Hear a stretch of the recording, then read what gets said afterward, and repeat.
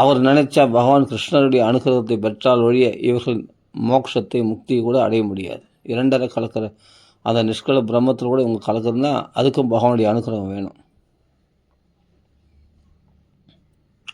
அதை புரிஞ்சுக்கணும். இதுதான் நம்ம இந்த ஸ்லோகத்தில் ஜென்மாத்தியாஸ் இந்த ஸ்லோகத்தில் நம்ம பார்த்தோம். இப்போ அதை பற்றியே பேசினா இன்னும் அது 1 மணி நேரம் 2 மணி நேரம் பேசலாம். அவ்வளோ விஷயங்கள் இருக்குது. ரொம்ப சுவையாக அதுவும் பிரபுபாதா கொடுத்துருக்காரு. இப்போ ஒரு கடிகாரம் செய்கிறவன் தன்னை வசதியாக ஒரு நாஸ்திகம் சொல்கிறான், கடிகாரத்தை செய்கிறான் பாரு, அவனை விட ஒன்றும் கடவுள் வசதி கிடையாதா அப்படின்றான். சரி, அந்த கடிகாரத்தை படைக்கிறான் இல்லையா, அவன் கடிகாரத்தை உற்பத்தி பண்ணுறானே, அவனை படைத்தவன் யார்? அந்த கேள்வி வரணும் இல்லையா? அந்த மூளையினால் அவன் கடிகாரத்தை உண்டு பண்ணுறான், கடிகாரத்தை தயாரிக்கிறான்னு சொல்கிறான். அவனுடைய மூளையை படைத்தவன் ஒருத்தன் இருக்கானே, அவனை கண்டுபிடி பார்க்கலாம். அதுக்கு துப்பு இல்லை.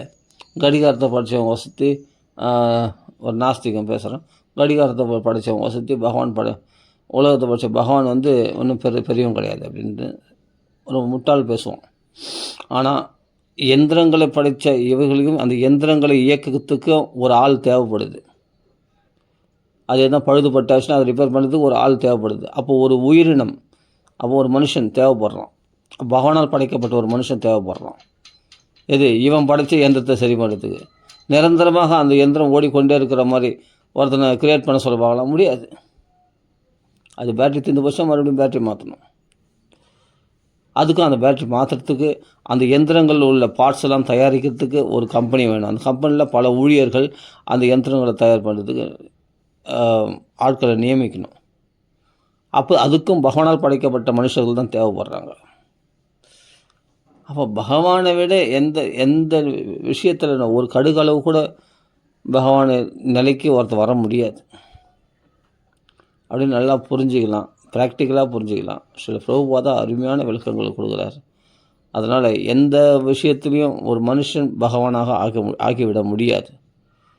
பகவான் திருவடியில் அவன் பிரம்மஜோதியில் ஐக்கியமானனால அதுக்கும் பகவானுடைய அனுகிரகம் வேணும். பகவான் அனுமதிச்சாதான் அவன் பிரம்ம சித்தி கூட அடைய முடியும். யோகிகள் அந்த யோக சித்தி அடையணுன்னா கூட அதுக்கும் பகவானுடைய பர்மிஷன் வேணும். எல்லாமே பகவானை விட தனிப்பட்ட சுதந்திரமாக யாரும் இருக்க முடியாது. எல்லாமே பகவான் கண்ட்ரோலில் தான் இருக்காங்க.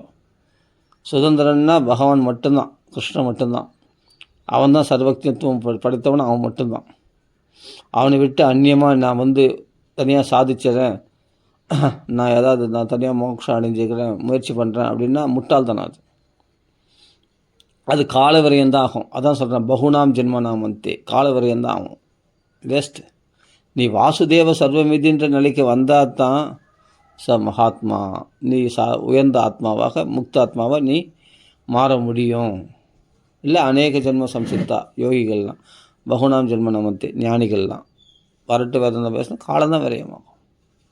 நான் இறைவன் நானே இறைவன் ஆகிட்டேன் அப்படின்லாம் சொல்லிக்கலாம். ஆனால் அவர்களுக்கு மோட்சன்றது குதிரை கொம்பு தான், நடக்கவே நடக்காது. பகவான் பக்திக்கு கொஞ்சமாவது கிருஷ்ண அனுகிரகம் பெற்றால் ஒழி அவர்களுக்கு மோட்சன்றது கிடையாது அப்படின்னு தீர்மானமாக சொல்கிறார். நீ இந்த ஸ்வராட்டு இந்த சர்வஜத்துவம் நீ கைவர பெற்றால் சபாஷ். இப்போ நான் சொல்கிறதுல ஒரு இடத்துல சொல்கிறதில்ல, கடிகாரங்களில் உண்டு பண்ணி நிரந்தரமாக ஒரு கடிகாரம் ஓட்டுற மாதிரி. அது மட்டும் இல்லை, அந்த கடிகாரம் மூலமாக இன்னொரு கடிகாரங்கள்லாம் தன்னாலே உற்பத்தி பண்ணிக்கிற மாதிரி உன்னால் கண்டுபிடிக்கப்பட்டால் ஒரு உயிர் வாழி உதவி இல்லாமல் தன்னாலே கடிகாரங்கள் அப்படியே எந்திரங்கள் அப்படியே படைக்கிற மாதிரி நீ உன்னால் கண்டுபிடிக்கப்பட்டால் அப்புறமா நீ ஈஸ்வரனுக்கு சமமாக ஆவறையோ இல்லை ஈஸ்வரனை பற்றி தெரிஞ்சுக்கிறதுக்கான அதிகாரம் அந்த ஈஸ்வரனுக்கு சமமாக ஆவறக்கூடிய தகுதியை பற்றி அப்புறமா யோசிக்கலாம். புரியுதா? இதுவே ஒன்றும் முடியாது. அப்புறமா நீ அதை பற்றி யோசிக்கிறதுக்கான தகுதியே கிடையாது. ஈஸ்வரனுக்கு சமமாக ஆயிட்டேன் அப்படின்னு, நான் ஈஸ்வரனாகவே ஆயிட்டேன், அகம் பிரம்மாஸ்மி ஆயிட்டேன். அகம் பிரம்மாஸ்மின்றது வேறு, பரபிரம்மம் வேறு. பிரம்மன்றது ஜீவாத்மா, ஜீவனுக்கும் பிரம்மம்னு தான் சொல்லுவாங்க. அந்த பிரம்மமாக நீ ஆன அகம் பிரம்மாஸ்மின்னு தான் சொல்ல, அகம் பரபிரம்மாஸ்மின்னு சொல்ல. பரபிரம்மன்றது கிருஷ்ண பரமாத்மா மட்டும்தான். புரியுதுங்களா? வார்த்தைகள் தப்பு இல்லை, ஆனால் தத்துவமசி இவைகளும் இடைச்சொற்களாக தான் பயன்பட்டு இருக்குது. புரியுதுங்களா? ஆதின்றது பிரணவம், அந்த பிரணவத்துக்குரிய பரம்பொருள் யாருன்னா கிருஷ்ணன் தான், பகவான் தான். நானே பிரணவமாக இருக்கிறேன், மந்திரங்களுக்குள் நான் பிரணவமாக இருக்கிறேன். பகவான் கீதையில் சொல்கிறாரு, சந்தஸுக்குள்ள நான் காயத்ரியாக இருக்கிறேன் அப்படின்னு கீதையில் பகவான் சொல்கிறார். எல்லாம் எளிமையாக புரியுது. ஆனால்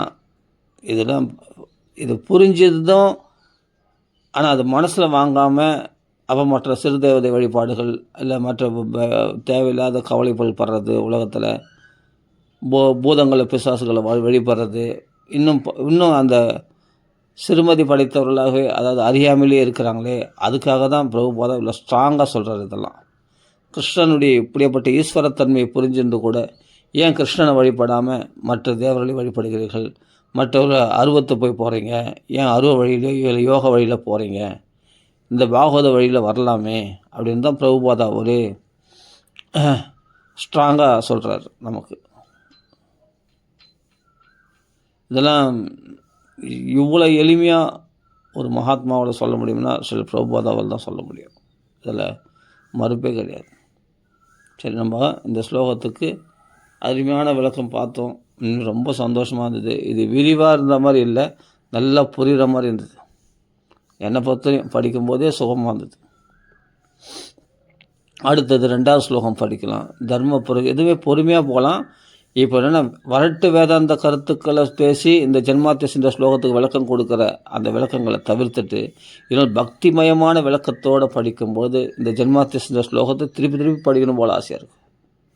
அதை நான் எப்படியா தாண்டிடுவோமா அப்படின்னு நினைப்பேன் நான் ஒவ்வொரு சமயத்துலையும். இந்த வரட்டு வேதாந்தம் பேசுகிறாங்கன்னா, இப்போ நான் அடியன் பேரை சொல்ல விரும்பல, சில அத்வைத சம்பிரதாயத்தில் வரக்கூடிய அவர்கள் உபன்யாசத்தில் கேட்டு அந்த உபன்யாசத்தில் என்னென்னாப்பா அப்படியே பிச்சு உதருவாங்க. யதா வாயுமானி பூதானி ஜாயந்தி அம்மா ஆனந்தமயோ பிரம்ம ஆனந்தமயோ அப்படின்லாம் பல ஆனந்த வள்ளிலாம் வச்சு அந்த உபநிஷத்துக்கு, அந்த தைத்திரிய மந்திர உபநிஷத்து இவைகள்லாம் வச்சு பல விதமான விளக்கங்கள்லாம் வியாக்கியானம்லாம் பெருசாக பண்ணுவாங்க இந்த ஜென்மாத்திய ஸ்லோகத்துக்கு. ஆனால் சுலபமாகவே இருக்காது, மொத்தம் கடினமான வியாக்கியானங்கள் பண்ணுவாங்க. அப்படி தடஸ்த லட்சணம், சொரூப லட்சணம், அப்புறமா அது வேறு ஆனந்தமயம், பிரம்மமயம், அப்புறம் பிராணமயம், மனோமயம், அது இது எல்லாத்தையுமே அதை போட்டு குழப்பி விட்டுருவாங்க. ஒன்றுமே புரியாது கட்சியில். மொத்தம் எளிமையாக இருக்காது. அவ்வளோதானே, சரி போ அப்படின்ட்டு விட்டுவேன். 1.5 மணி நேரம் பொறுத்து அந்த ஸ்லோகத்தை அவங்க உபன்யாசம் பண்ணி முடிக்கும் போது அவங்களுக்கும் மூச்சு வாங்கும், நம்மளுக்கும் மூச்சு வாங்கும். அப்படி அப்படி பட்டி எடுத்து அது பண்ணி இதை பண்ணி கஷ்டப்படுத்தணும்னு கூடாதுன்னு சொல்கிறவங்களே கஷ்டப்படுத்துகிறாங்க. பக்தின்றது சுலபம்னு சொல்கிறவங்களே கஷ்டம் இல்லை, ஆக்சுவலி இந்த ஸ்லோகத்துக்கு மட்டும் கஷ்டப்படுறாங்க. ஆனால் பிரபுபாதா கஷ்டமே படாமல் எப்படி தான் இது போல் கொடுக்கும். நான் இன்னி கூட திருப்பி பிரபுபாதா பற்றி சொல்கிறேன்னா ஆச்சரியப்படுறேன். இந்த ஸ்லோகத்துக்கு இவ்வளோ எளிமையாக விளக்கம் கொடுக்க முடியுமா, அதுவும் கிருஷ்ணானுபவமாக கொடுக்க முடியுமாண்ணா? அது பிரபுபாதாவில் அதான் சொல்கிறேன், ஒரு குருஷீட பரம்பரை வைஷ்ணவ சம்பிரதாயத்தில் வரவங்களால் மட்டும்தான் கொடுக்க முடியும். இது எனக்கு ரொம்ப ஆச்சரியமாக இருக்குங்க எனக்கு. ஏன்னா நான் இப்படிலாம் கேட்டதே கிடையாது. நான் பிரம்மஸ்ரீ சுந்தரமா சுவாமி வாக்கில் கேட்டிருக்கேன், ஸ்ரீ அண்ணா வாக்கில் கேட்டிருக்கேன், எவ்வளோ பேர் வாக்கில் கேட்டிருக்கேன். ஆனால் எங்கேயுமே இவ்வளவு சுலபமாக நான் விளக்கம் வியாக்கியானம் நான் பார்த்ததே கிடையாது. இப்படி பக்திமயமாக கிருஷ்ண பெருமையே இதில் சொல்லப்பட்டிருக்குது அப்படின்னு ஒரு குருநாதர் கண் திறந்து விட்ட உடனே கடவுளே, இதுதான் வியாக்கியானமா, உண்மையான வியாக்கியானமா? கிருஷ்ண பக்தியா ஃபஸ்ட்டு தான். அப்போது ஜென்மாத்திய கிருஷ்ண சம்பந்தம் பெற்ற உடனே இந்த ஜென்மாத்திய ஸ்லோகத்தை திருப்பி படிக்கணும் போல் ஆசையாக இருக்குது. அது எப்படி? இதுதான் உண்மையான வியாக்கியானம். ஒரு ஸ்லோகம் இது வரட்டு வேதாந்தமாக உபன்யாசம் பண்ணுறவங்க வாக்களை கேட்டுட்டு உண்மையிலே அதெல்லாம் கேட்கணும். உண்மையிலே வரட்டு வேதாந்தமாக பேசுகிறவங்கள இது மாதிரி ஏதாவது இமானி பூதானி அது ஆவணந்தோலி அது இதுன்னு இந்த உபநிஷத்துக்கள், தைத்திரிய மந்திர உபநிஷத்து, வேதங்கள் எல்லாத்துலேயும் போய் எல்லாத்தையும் குடைஞ்சி என்னென்ன கஷ்டப்படணும் எல்லாம் கஷ்டப்பட்டுட்டு மண்டையை உடைச்சி அவங்களும் குழம்பின்னு சொல்கிறவங்க, இப்போ கேட்குறவங்களும் குழம்பி ஒரு வழி பண்ணி 1.5 மணி நேரம் 2 மணி நேரம் அந்த உபன்யாசம் கேட்கணும். ஏன்னா அதை கஷ்டப்பட்டால் தான் இந்த சுகத்தை அனுபவிக்கும் போது அடடா இவ்வளோ அழகாக இருக்கிற இந்த ஸ்லோகம் ஜென்மாத்திய ஸ்லோகத்தை போய் எவ்வளோ கஷ்டப்பட்டு அப்படின்னு உணர்வான். ஒரு விதத்தில் என்னென்னா அதுபோல் அத்வைதத்தில் சொல்லக்கூடிய அது மாதிரி உபன்யாசங்கள் வாக்கில் கேட்கணும், நல்லா கேட்டு கஷ்டப்படணும். கஷ்டப்பட்டு கிடைச்சா தான் அது சுவையே அதிகம். நான் அப்படி தான் கஷ்டப்பட்டேன். இப்போ எனக்கு கிடைக்கும்போது சுவையாக இருக்குது. இவ்வளவு எளிமையாக இருக்கக்கூடிய இந்த ஜென்மாத்தியசில ஸ்லோகத்துக்கு வியாக்கியானம் நான் போய் மண்டையை உடைச்சின்னு இருந்தேனே. அவர்களும் கஷ்டப்படுத்தி நம்மளையும் கஷ்டப்படுத்திக்கின்னு எதுக்கு இந்த வியாக்கியானம்? இது எப்படியாவது நானே இந்த 3 ஸ்லோகத்தை எப்படியாவது கடந்து போயிடுமா உபன்யாசம் வெளியில் அவங்க உபன்யாசம் கேட்டு நான் வெளியே உபன்யாசம் பண்ணேன். வெளியே உபன்யாசம் பண்ணும்போது நான் இது இந்த 3 ஸ்லோகத்தை எப்படியாவது கடந்து போயிடணும். ஏன்னா இது ரொம்ப நெருடலான ஸ்லோகம், ஜென்மாத்தியசிந்த ஸ்லோகம். அப்படி தான் எனக்கு பட்டுது. இப்போ என்ன தோணுதுன்னா, எனக்கு பாகவதமே வேணாம், இந்த முதல் பாகவதமே அப்புறம் பொறுமையாக படிச்சிக்கலாம். ஃபஸ்ட்டு இந்த முதல் ஸ்லோகத்துக்கு வியாக்கியானம் பண்ணியிருக்க பிரபுபாதா, இதை நம்ம நுணுக்கமாக படிக்கலான்னு ஆசையாக இருக்குது. திருப்பி படிக்கலாம் போல தோணுது ஜென்மாத்தியச ஸ்லோகமே. அப்படி இருக்குது டேஸ்ட்டாக. ஏன்னா கிருஷ்ண அனுபவமாக இருக்குது, அதான் மெயின். கிருஷ்ண சம்பந்தம் பெற்றதுன்னா அது உயிர் பெற்றும் சுவையாக இருக்கும். கிருஷ்ண சம்பந்தம் பெறாதது எதுவுமே அது வறட்டு வேதாந்தம், அது சுஷ்கமாக இருக்கும். அதுனா வறண்டு போனதாக இருக்கும். கிருஷ்ணன் வந்துட்டான்னா ஜெல்ஜல்னு அப்படியே செழிப்பாக இருக்கும், குளிர்ச்சியாக இருக்கும். இல்லை காஞ்சி போன கறிக்கட்டை தான் அது. கிருஷ்ணன் வந்தால் தான் செழிப்பாக இருக்கும், ஜில்லுன்னு இருக்கும். அதுக்கு தான் குருநாதர் வரணும், ஒரு பிரபுபாதா வரணும். பிரபுபாதா வியாக்கியானம் அருமையான வியாக்கியானம்.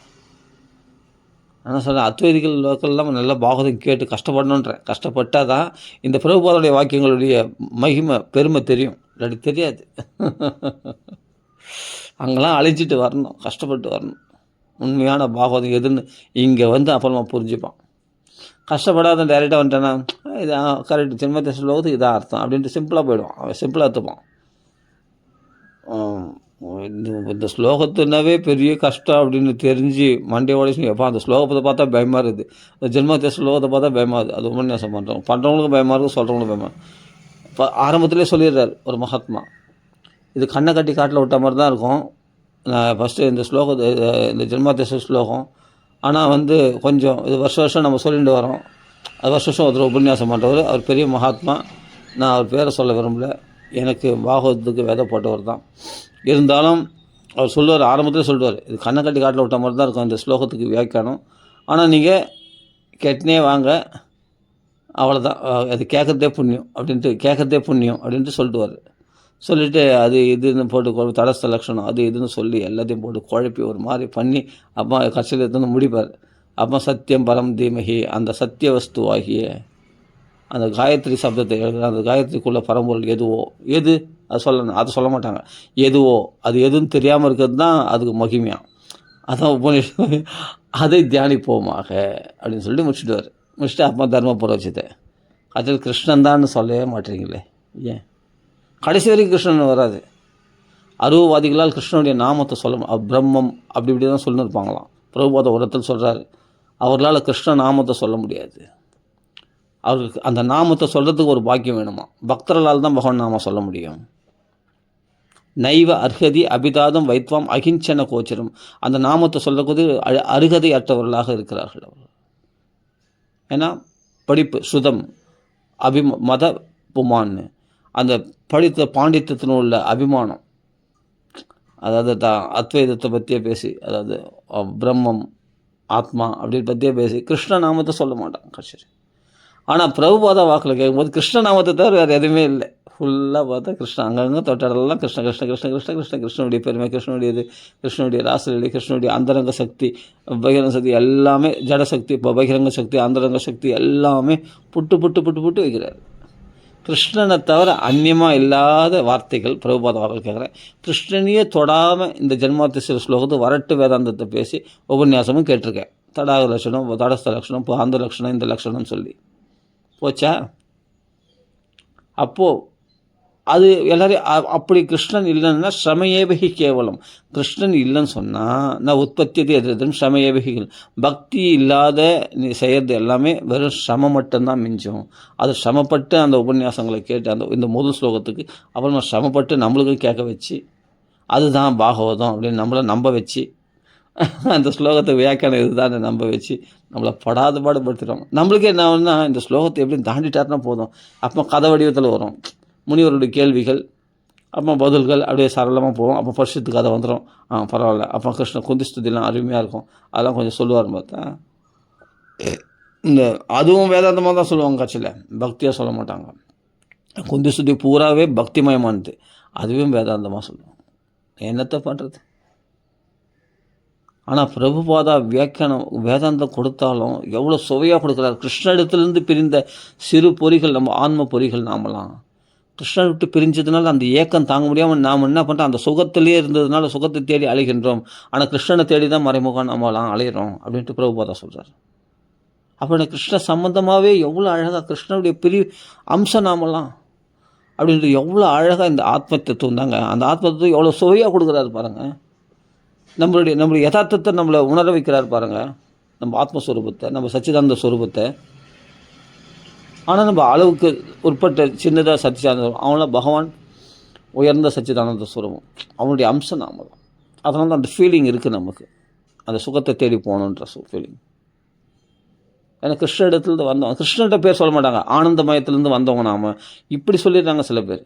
அவர் பக்தர்லே ஆனாலும் அவரில் அந்த கிருஷ்ணன் பேரை சொல்ல மாட்டாங்க. கிருஷ்ணன் தான் அந்த ஆனந்த சொல்லுவேன். பிரபுபாதா க்ளீனாக அடிக்கிறார், அந்த பரமபுருஷராகி கிருஷ்ணன். கிருஷ்ணன்ற நாம தான் கவர்ச்சிகரமானவர். ஏன்னா அத்வைதிகளால் பகவான் நாம சொல்ல முடியாது. அவங்க பிரம்மம்னு சொல்லுவாங்க, ஆத்மா அப்படி தான் சொல்லி போயிடுவாங்க. பகவான் நாம சொல்லக்கூடிய தகுதி அவர்களுக்கு பகவான் கொடுக்கறதில்ல. ஆனால் பிரபுபாதா சொல்கிறார், இதை நான் சொல்ல, பிரபுபாதா சொல்கிறார், அத்வைதிகளாக பகவான் நாம சொல்ல முடியாது. அது வேறு ஏதாவது பிரம்மம் ஆத்மா அப்படின்னு பேசி போயிடுவாங்க. ஆனால் பிரபுபாதா சொல்ல தொட்டடெல்லாம் கிருஷ்ண நாமத்தை சொல்லினே வர்றார். ஸ்ரீகிருஷ்ணர் முழு முதற் கடவுளாகிய ஸ்ரீகிருஷ்ணர், அப்படி தான் வருது. அதனால் கஷ்டப்பட்டு பல இடத்துல அலைஞ்சிட்டு அப்புறம் வந்து பாவதம் படிக்கணும், பிரபுபாதா வாக்கியத்தை படிக்கணும். அப்போ தான் ரொம்ப சுவையாக இருக்கும். சரி, நம்ம அடுத்தது 2வது ஸ்லோகத்தை படிக்கணும். ஏன்னா இந்த அனுபவமே எனக்கு மனசில் அப்படியே நின்று போச்சா இந்த முதல் ஸ்லோகம், அதனால எனக்கு திருப்பி சொல்லணும் போல் ஆசையாக இருக்குது, அதனால் சொல்லிக்கிட்டேன். சரி, அடுத்தது 2வது ஸ்லோகத்துக்கு போவோம். நம்ம இது ஃபாஸ்ட்டாக போகிறது முக்கியம் இல்லைங்க. ஒரு ஸ்லோகம் படித்தாலும் கற்க கசடர கற்பவை கற்றப்பை நிற்க அதற்கு நல்லா கசடர கற்றுக்கணும். அப்படி தெளிவாக புரிச்சிக்கிட்டு அப்புறமா படிக்கும்போது அவர் திருப்தியாக இருக்குது பாருங்கள். இப்போ ஒரு ஸ்லோகம் இப்போ தாண்டி போக மாட்டேன்.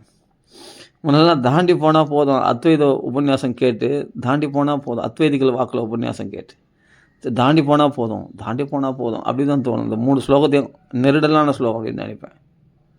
ஆனால் நெருடலான ஸ்லோகம் இது பசுமையான ஸ்லோகம். அது பிரபுபாதா வாக்கில் கேட்கும்போது பெருசாக இருக்கே, இதெல்லாம் எங்கே படிக்குது அப்படின்னு விட்டுருவேன். முதல்லாம் புஸ்தகம் எங்கே இருந்தது, மகிமை தெரில, எல்லாம் ஒரு பக்தர் சம்பந்தம் வரணும். அந்த ஒரு குரு மகாராஜனுடைய கடாட்சம் பட்டாதான், அவருடைய அனுகிரகம் பட்டாதான், கெச்சாதான், அப்பா இது கண்ணை தந்து விட்ட மாதிரி இந்த பாகவதம், இந்த பிரபுபாதனுடைய பாகவதம் வீட்டில் தூங்கி நின்று ரொம்ப நாளாக படிக்கல. ஏன்? இதனுடைய பெருமை தெரில. பெருமை தெரிஞ்சால் கூட, அதுக்கு முன்னாடி தெரிஞ்சால் கூட, இந்த பௌதிகமான வேறு சங்கம் இருக்குது இல்லையா, அத்வைதிகள் சொல்லுங்க, அந்த சங்கமானதுனால இதை மறைச்சிட்டோம். எந்த பக்த சங்கத்தில் ஏற்றுக்கிறோமோ அந்த பக்த சங்கத்தில் உள்ள விஷயங்கள் மட்டும் பிரகாசிக்கும். இந்த வைஷ்ணவ சம்பிரதாயத்தில் உள்ள இந்த பக்தர்கள் சங்கத்தில் எடுத்துக்கொள்ளாமல் இந்த பாகவத்தில் பக்தி வராது, பிரபுபாதோட வியாக்கியத்தில் பக்தி வராது. இது என்ன பெருசாக இருக்குது சொல்லியிருக்கான், தலைகாணி மாதிரி புஸ்தகம் இருக்குது, இவ்வளோ பெருசாக யார் படிக்கிறது அப்படின்ட்டு விட்டு போயிடும். ஆனால் இதில் அவ்வளோ ஆழ்ந்த கருத்துக்கள் இருந்தது.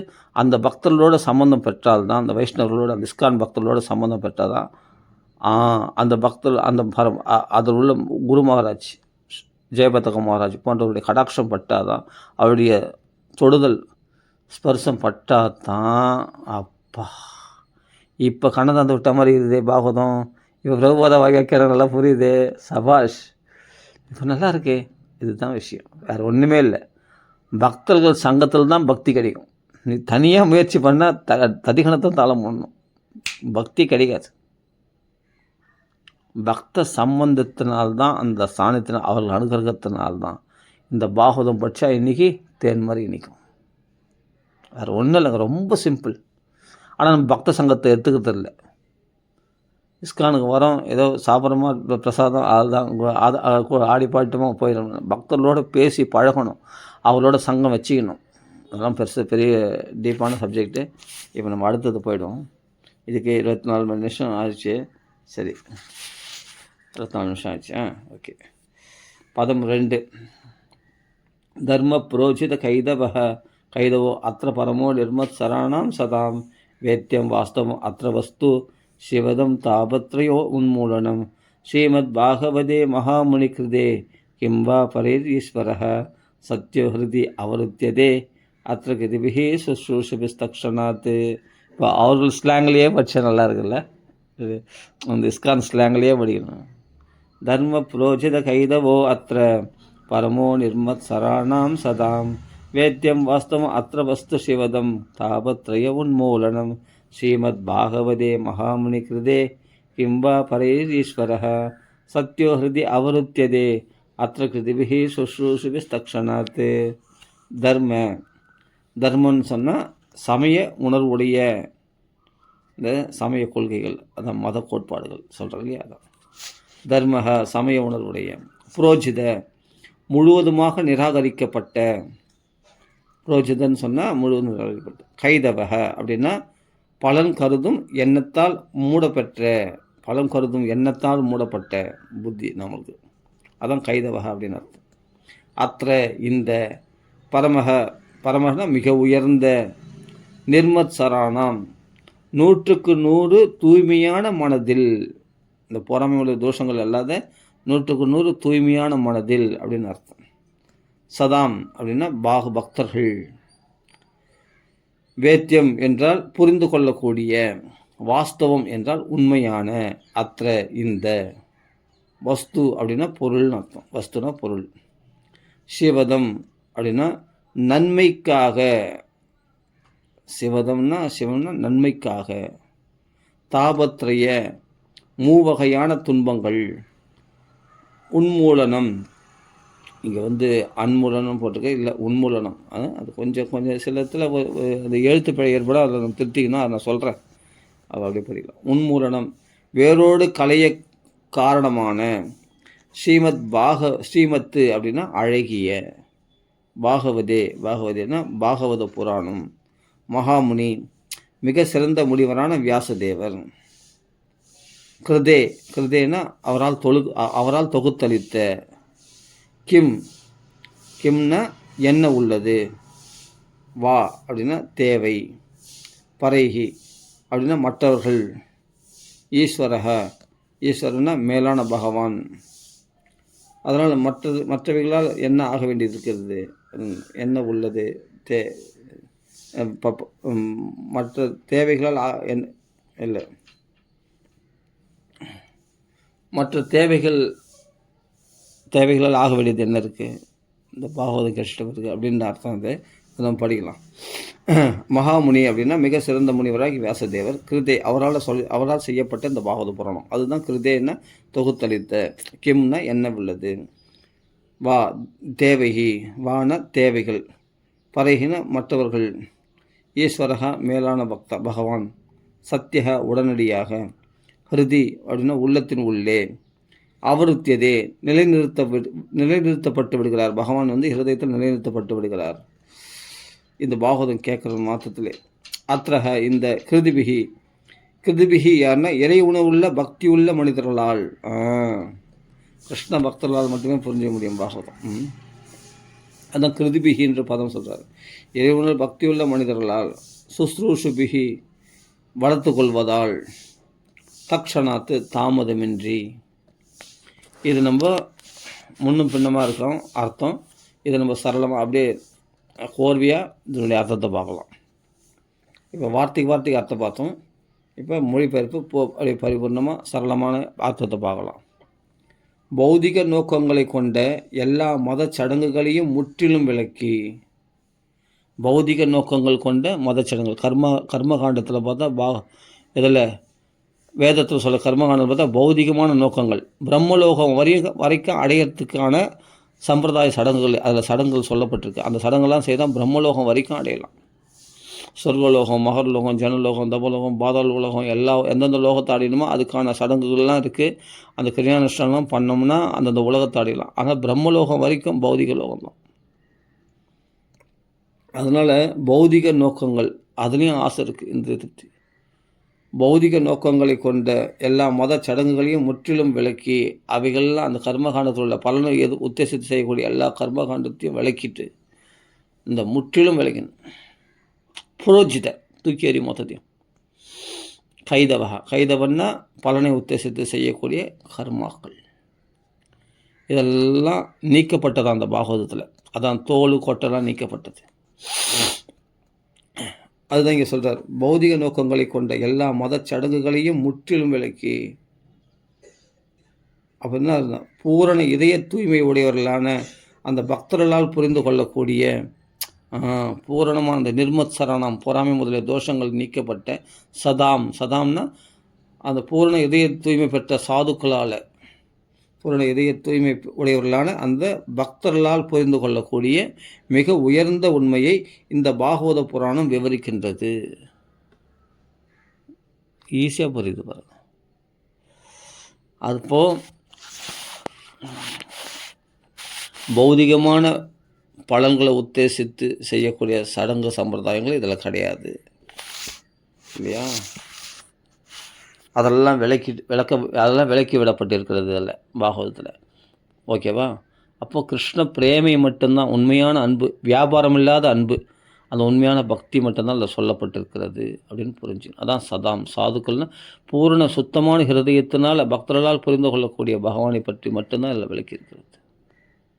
அப்படிப்பட்ட தர்மம் சொல்லப்பட்டிருக்கிறது. பிரேம தர்மத்தை தான் சொல்லப்பட்டிருக்கிறது அப்படின்னு சுத்தமாக சொல்கிறார் பாருங்க. அதுதான் சொல்கிறார், பூரண இதய தூய்மை உடையவர்களான அந்த பக்தர்களால் புரிந்து கொள்ளக்கூடிய, பூரண இதய தூய்மை பெற்ற பக்தர்களால் என்ன புரிஞ்சுக்கணும்? பகவானுடைய பிரேமை, பகவானுடைய அன்பு, பகவான் நமக்கும் உள்ள ரிலேஷன்ஷிப், அந்த ஆழ்ந்த அன்பு பற்றி தான் இதில் பேசப்பட்டிருக்கிறது. இதுதான் நமக்கு என்ன கொடுக்கணும்? நன்மையை கொடுக்கக்கூடியது, மிக உயர்ந்த நன்மையை. அப்பா, பக்தர்களால் புரிந்து கொள்ளக்கூடிய மிக உயர்ந்த நன்மையை இந்த பாகவத புராணம் நமக்கு விவரிக்கின்றது. இது எல்லோருடைய நன்மைக்காகவும் மாயிலிருந்து பிரித்தறியப்படும் நிஜமான நிலையே பரம உண்மையாகும். பாருங்க எவ்வளோ அழகாக சொல்கிறாரு. எல்லோருடைய நன்மைக்காகவும் இந்த மாயிலிருந்து பிரித்தறியப்படும் நிஜமான நிலையே பரம உண்மையாகும். பகவானுக்கும் நமக்கும் உள்ள ரிலேஷன்ஷிப், அந்த மாயிலிருந்து நாம் பிரிஞ்சு பகவத் சம்பந்தம் பெறும்போது இந்த மாயிலிருந்து நம்ம விலகிடுறோம். நாம் இதை விட உயர்ந்த சிவதம், மங்களகரமான நன்மையானது வேறு என்ன இருக்க முடியும்? மாயிலிருந்து ஒரு மனுஷன் விடுபடுறதை விட சிறந்த நன்மை இந்த உலகத்தில் ஒருத்தர் என்ன, நீ பணம், பொருள், காசு, மனைவி அடைஞ்சிட்டு, குழந்தைகள் அடைஞ்சிட்டு, காரு, பங்களா, இதெல்லாம் நன்மைகள் கிடையாது. உயர்ந்த நன்மை எது தெரியுமா? மாயிலிருந்து நம்மை பிரித்தறியக்கூடிய அந்த உண்மையான நிலைமை அடையிறது தான் உயர்ந்த நிலை. அந்த நிலையை அடைய செய்தான் அந்த பாகவதம்.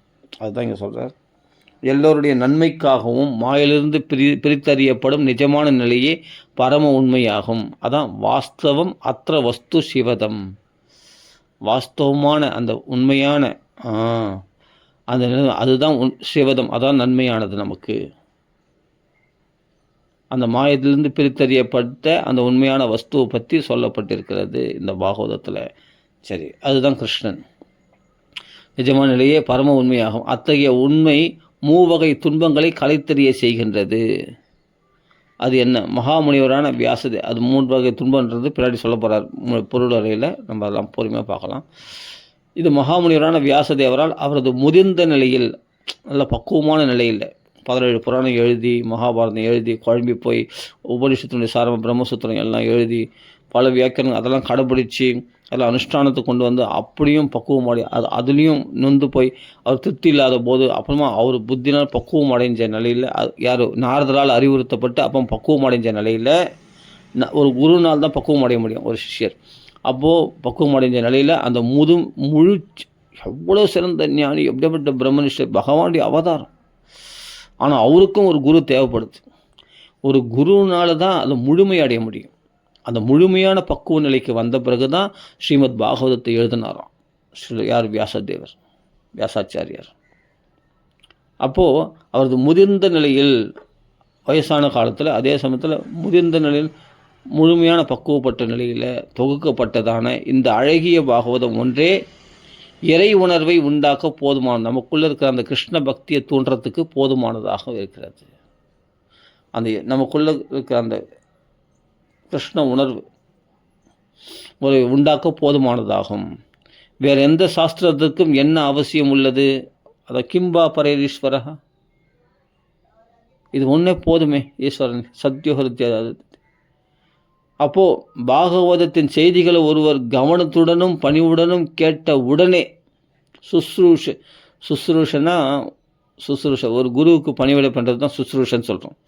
அந்த குருவுக்கு எப்படி சுஸ்ரூஷனா பணிவிடை எப்படி எப்படி எப்படி எப்படி பணிவுடனும் அவர் குருநாதர் எப்போ என்ன சொல்லுவாரோ அப்படின்ட்டு கேட்டுன்னு அப்படியே கை கொட்டி வாய் பொத்தி கேட்பான் இல்லையா ஒரு குரு இடத்துல, அந்த பணிவுடனும் அந்த குருநாதர் வாக்கியத்தை கேட்கணுன்ற ஆவலுடனும், அதான் சுஸ்ரூஷ. அந்த நிலைமையிலிருந்து ஒருத்தன் கவனத்தோடு கேட்டான்னு சொன்னால் ஒரு குரு வாக்குலேருந்து இந்த மகாமுனிவர் வியாசாச்சாரிய வாக்குலேருந்து பாகவத்தை அப்படி சுஸ்ரூஷ நிலையிலிருந்து அந்த சிஷ்ய நிலையிலிருந்து கேட்டான்னு சொன்னால் நிச்சயமாக அவன் ஹிருதயத்தில் பகவான் உடனே நிலைநிறுத்தப்படுகிறார். அதனால் வேறு எந்த சாஸ்திரத்துக்கும் என்ன அவசியம் உள்ளது? பாகவதத்தின் செய்தியை ஒருவர் கவனத்துடனும் பணிவுடனும் கேட்ட உடனேயே அறிவை பண்படுத்தும் இம்முறையினால் அவருடைய ஹிருதயத்துக்குள் பரமபுருஷர் நிலைநிறுத்தப்படுகிறார். உடனே சத்யா, உடனே நிலைநிறுத்துவார். சத்தியன்ற பதத்துக்கு இங்கே என்ன போட்டிருக்கோம், அதுதான் நம்ம வார்த்தைக்கு படிச்சது. சத்தியன்ற அர்த்தம் இங்கே என்ன போட்டிருக்குன்னு பார்க்கணும். சத்யா அப்படின்னா உடனடியாக.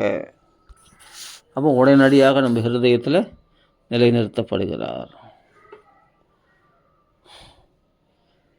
அப்போ எல்லாமே ஒரு குரு வாக்கியத்தினால கேட்கணும் பாகவதம். ஒரு கவனத்துடனும் பணிவுடனும் கேட்டு, அதுதான் சுசுரூஷின்ற பதத்துக்கு தான் இவ்வளோ அழகாக விளக்கம் கொடுக்குறாரு. சுசுரூஷனா என்னென்னா எப்படி ஒரு குருவிடத்தில் கவனத்தோட பணிவுடனும் சேவை செய்யணும், அவர் சொல்கிற வாக்கியங்களை கேட்கணும் அப்படின்றது தான் ஒரு குரு பணிவிட. அந்த சுசுரூஷை அந்த நிலையிலிருந்து கேட்கணும்.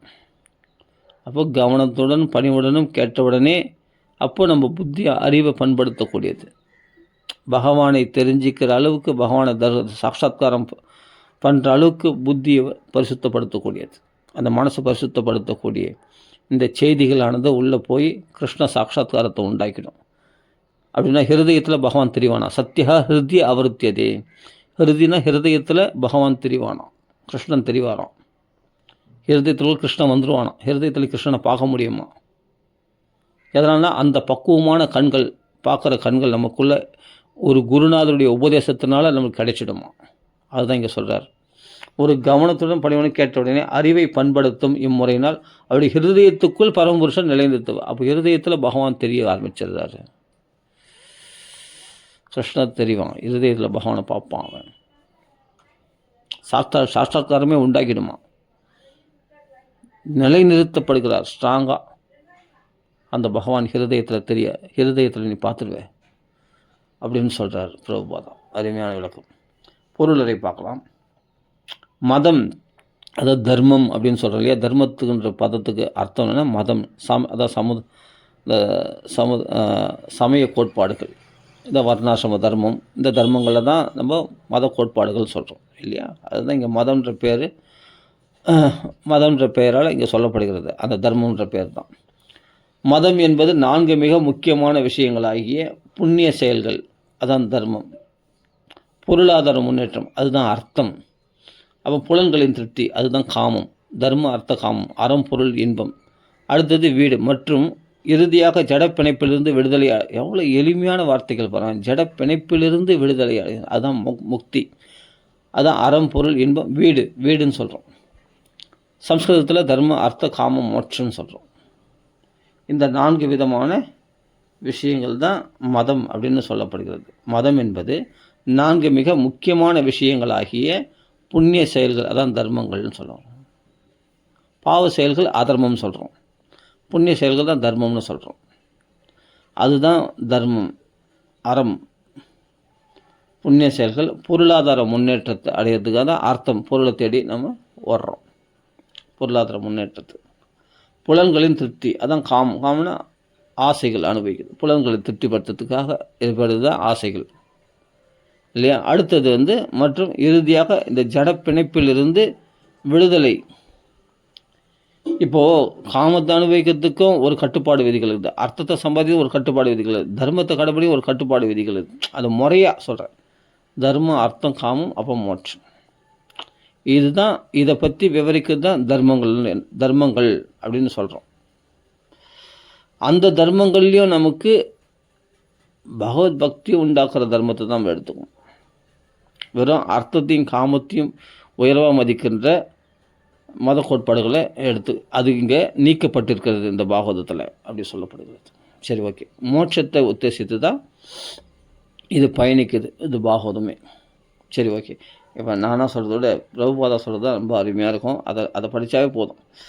புலன்களின் திருப்தி மற்றும் இறுதியில் ஜடப்பிணைப்பிலிருந்து விடுதலை ஆகிய வழி. இந்த நம்மளும் ஜீவாத்மா, நம்மளாம் சைதன்யம் உள்ளவர்கள். ஆனால் இந்த ஜடமான இந்த உடலில் நாம் நினச்சின்னு இருக்கோம். இதிலிருந்து விடுதலை அடையணும். இந்த 4 விஷயங்கள் தான் தர்ம, அர்த்தம், காமம், மோட்சம். இந்த 4 விஷயங்கள் தான் சமய கோட்பாடுகள்னு சொல்கிறோம். சரி, விடுதலை ஆகியவை உள்ளடக்கியதாகும். இதுதான் மதம்னு பேர். இந்த மதப்பற்றற்ற வாழ்வே ஒரு அநாகரிகமான நிலையாகும். இந்த மதப்பற்று ஒருத்தனுக்கு வேணும். தர்மம், அர்த்தம், காமம், மோட்சம் இந்த 4 விதமான கொள்கைகளை சரியாக கடைப்பிடிக்கும். அப்படி இல்லைன்னு சொன்னால் அது நாகரிகம் இல்லாத வாழ்க்கை, காட்டுவாசிகள் போல. அதனால் மதப்பற்றற்ற வாழ்வு ஒரு அநாகரிகமான நிலையாகும். உண்மையில் எப்போது மதம் துவங்குகிறதோ அப்போது தான் மனித வாழ்வும் துவங்குகிறது.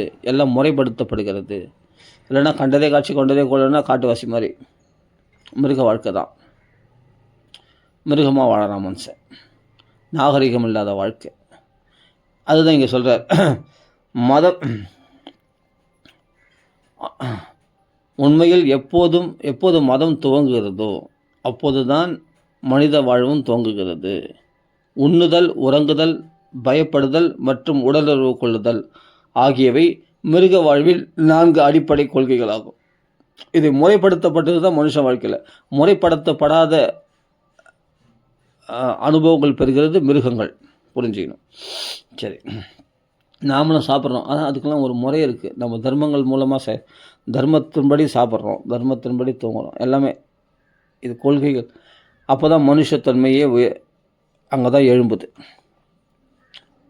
சரி, அப்படியே படிச்சுட்டு வந்துடுறேன். உண்ணுதல், உறங்குதல், பயப்படுதல் மற்றும் உடலுறவு கொள்வதல் ஆகியவை மிருக வாழ்வின் 4 அடிப்படை கொள்கைகளாகும். இவை எல்லாம் மிருகங்களுக்கும் மனிதர்களுக்கும் பொதுவானவையாகும். இல்லையா? மனுஷனும் சாப்பிட்றா, மிருகம் சாப்பிடுது. மனுஷனும் தூங்குறா, மிருகங்களும் தூங்குது. மனுஷனும் பயப்படுறா, மிருகங்களும் பயப்படுது. மனுஷனும் உடலுறவு கொள்கிறான், மிருகங்களும் உடலுறவு கொள்ளுது. குழந்தை குட்டிகளை பெற்றுக்குது, தன்னை பாதுகாத்துக்குது பயப்படுறதுனால. எல்லாமே உண்டு இல்லையா? இவையெல்லாம் மிருகங்களுக்கும் மனிதர்களுக்கும் பொதுவானவையாகும். ஆனால் மதம் மனிதனுக்கென்ன உள்ள தனிப்பட்ட கடமையாகும். தர்மங்கள்ன்றது தர்மப்படி கடைப்பிடிக்கணுன்றது மிருகங்களுக்கு கிடையாது, மனுஷனுக்கு தான் தர்மங்கள் உபதேசிக்கப்பட்டிருக்கிறது இல்லையா? அந்த மதம்ன்றது தர்மம், அந்த மதம்ன்றது மனிதனுக்கென்று உள்ள தனிப்பட்ட கடமையாகும். மதமற்ற மனித வாழ்வு மிருக வாழ்வை விட மேலானதல்ல. அந்த தர்மத்தை ஒருத்த விட்டான்னு சொன்னால் அவன் மிருகமும் அவனும் ஒன்று தான். நான் கண்டத்தை சாப்பிட்லாம், கண்ட மேனிக்கு இருக்கலாம், எந்த தர்மத்தையும் கடைப்பிடிக்க அவசியம் இல்லை அப்படின்னா நீ மிருகம் ஒன்று தான். இப்படி தான் சிஸ்டமேட்டிக்காக மகான்கள் வகுத்த, முன்னோர்கள் வகுத்தபடி தான் நான் தர்மத்தை கடைப்பிடிப்பேன் அப்படின்னு சொன்னால் தான் அப்போ தான் நீ மனுஷ நிலைக்கு உயர்ந்துட்டுனார். சரி, அடுத்தது மதமற்ற மனித வாழ்வு மிருக வாழ்வை விட மேலானதல்ல. ஆகவே தன்னுணர்வை நோக்கமாக என்ன நோக்கமாக இருக்கணும்? அந்த மோட்சம்தான் நோக்கம். தர்ம, அர்த்த, காமம் இந்த 3 நிலைகள்னா மோட்சம், கடைசியில் வீடு அடைகிறது தான் நோக்கமாக இருக்கணும். அதான் நோக்கமாக. அதுதான் சொல்கிறேன், தன்னுணர்வை நோக்கமாக கொண்டவையும் பகவானுடனான அந்த தன்னுணர்வும் எதனால் கிடைக்குன்னா பகவானுடனான மனிதனின் நித்திய உறவை உணர்த்தக்கூடியவையுமான ஒரு சில மதங்கள் மனித சமூகங்களிடையே உள்ளன. அதுதான் பகவானுக்கு நமக்கு உள்ள ரிலேஷன்ஷிப், உண்மையான உறவு என்னென்னு தெரிஞ்சிக்கிறது தான் மோட்சத்துக்கான ஒரே வழி, தன்னுணர்வை அடையிறதுக்கான ஒரே வழி. தன்னுணர்வுனா தன்னுடைய ஆத்மஸ்வரூபத்தை தெரிஞ்சுக்கிறதுக்கு. இந்த தேகம் நான் இல்லை, தன் ஆத்ம உணர்வை அடையிறதுக்கான ஒரே வழி. ஜீவனாக இருப்பான் அப்போ தான். இல்லைனா தேகமாக மாறிடுவான், மனசாக மாறிடுவான். பகவானுடைய ரிலேஷன்ஷிப் இல்லைன்னா அப்போ பகவானுடைய ரிலேஷன்ஷிப்பில் இருக்கும்போது தான் பகவானுடன் மனிதன் நித்திய உறவை உணர்த்தக்கூடியவையான ஒரு சில மதங்கள் மனித சமூகங்களிடையே உள்ளன. ஒரு சில மதங்கள் தான் இருக்குது. நிறைய பார்த்தா போலி தர்மங்கள் தான் நிறைய இருக்குது. புரிஞ்சுக்கணும். தாழ்ந்த நிலைகளில் உள்ள மனித நாகரங்களில் எவ்வளோ அழகாக சொல்ல, தாழ்ந்த நிலைகளில் உள்ள மனித நாகரிகங்களில் ஜட இயற்கையை அடக்கியாலும் போட்டி எப்போதுமே இருந்து வருகிறது. இயற்கையினால் ஆளப்படுறோம், ஜட இயற்கையினால். ஆனால் ஜட இயற்கையை அடக்கி ஆளணும்னு முயற்சி பண்ணுறோம். அதுதான் பெரிய மாயையே. இந்த சின்ன ஜீவாத்மா ஒரு பொறி உலகத்தையே அடக்கி ஆளணும்னு பார்க்குது. அங்கே தான் பெரிய மாயை. பகவான் சிரிப்பான் பார்த்து. அப்போது என்னென்ன, ஜட இயற்கையை அடக்கியாலும் போட்டி எப்போதுமே இருந்து வருகிறது. எனக்கு அவங்க கட்டு பண்ணணும், இவங்க எனக்கு கட்டு பண்ணணும், என் பேச்சு அவங்க கேட்கணும். என் பேச்சு ஒரு குடும்பத்திலேருந்து ஆரம்பித்து நாடு வரைக்கும், உலகம் வரைக்கும் அப்படியே பரவுது. ஐநா சபையில் என்ன பண்ணுறாங்க, அமெரிக்கா வல்லரசு நாடு, நான் சொல்கிறது தான் மற்ற நாடுகள்லாம் கேட்கணும் அப்படின்லாம் இருக்குது இல்லையா? அது மாதிரி ஒன்று அப்படியே போயினே இருக்கும். அது உலகம் வரைக்கும் போது பாருங்கள்.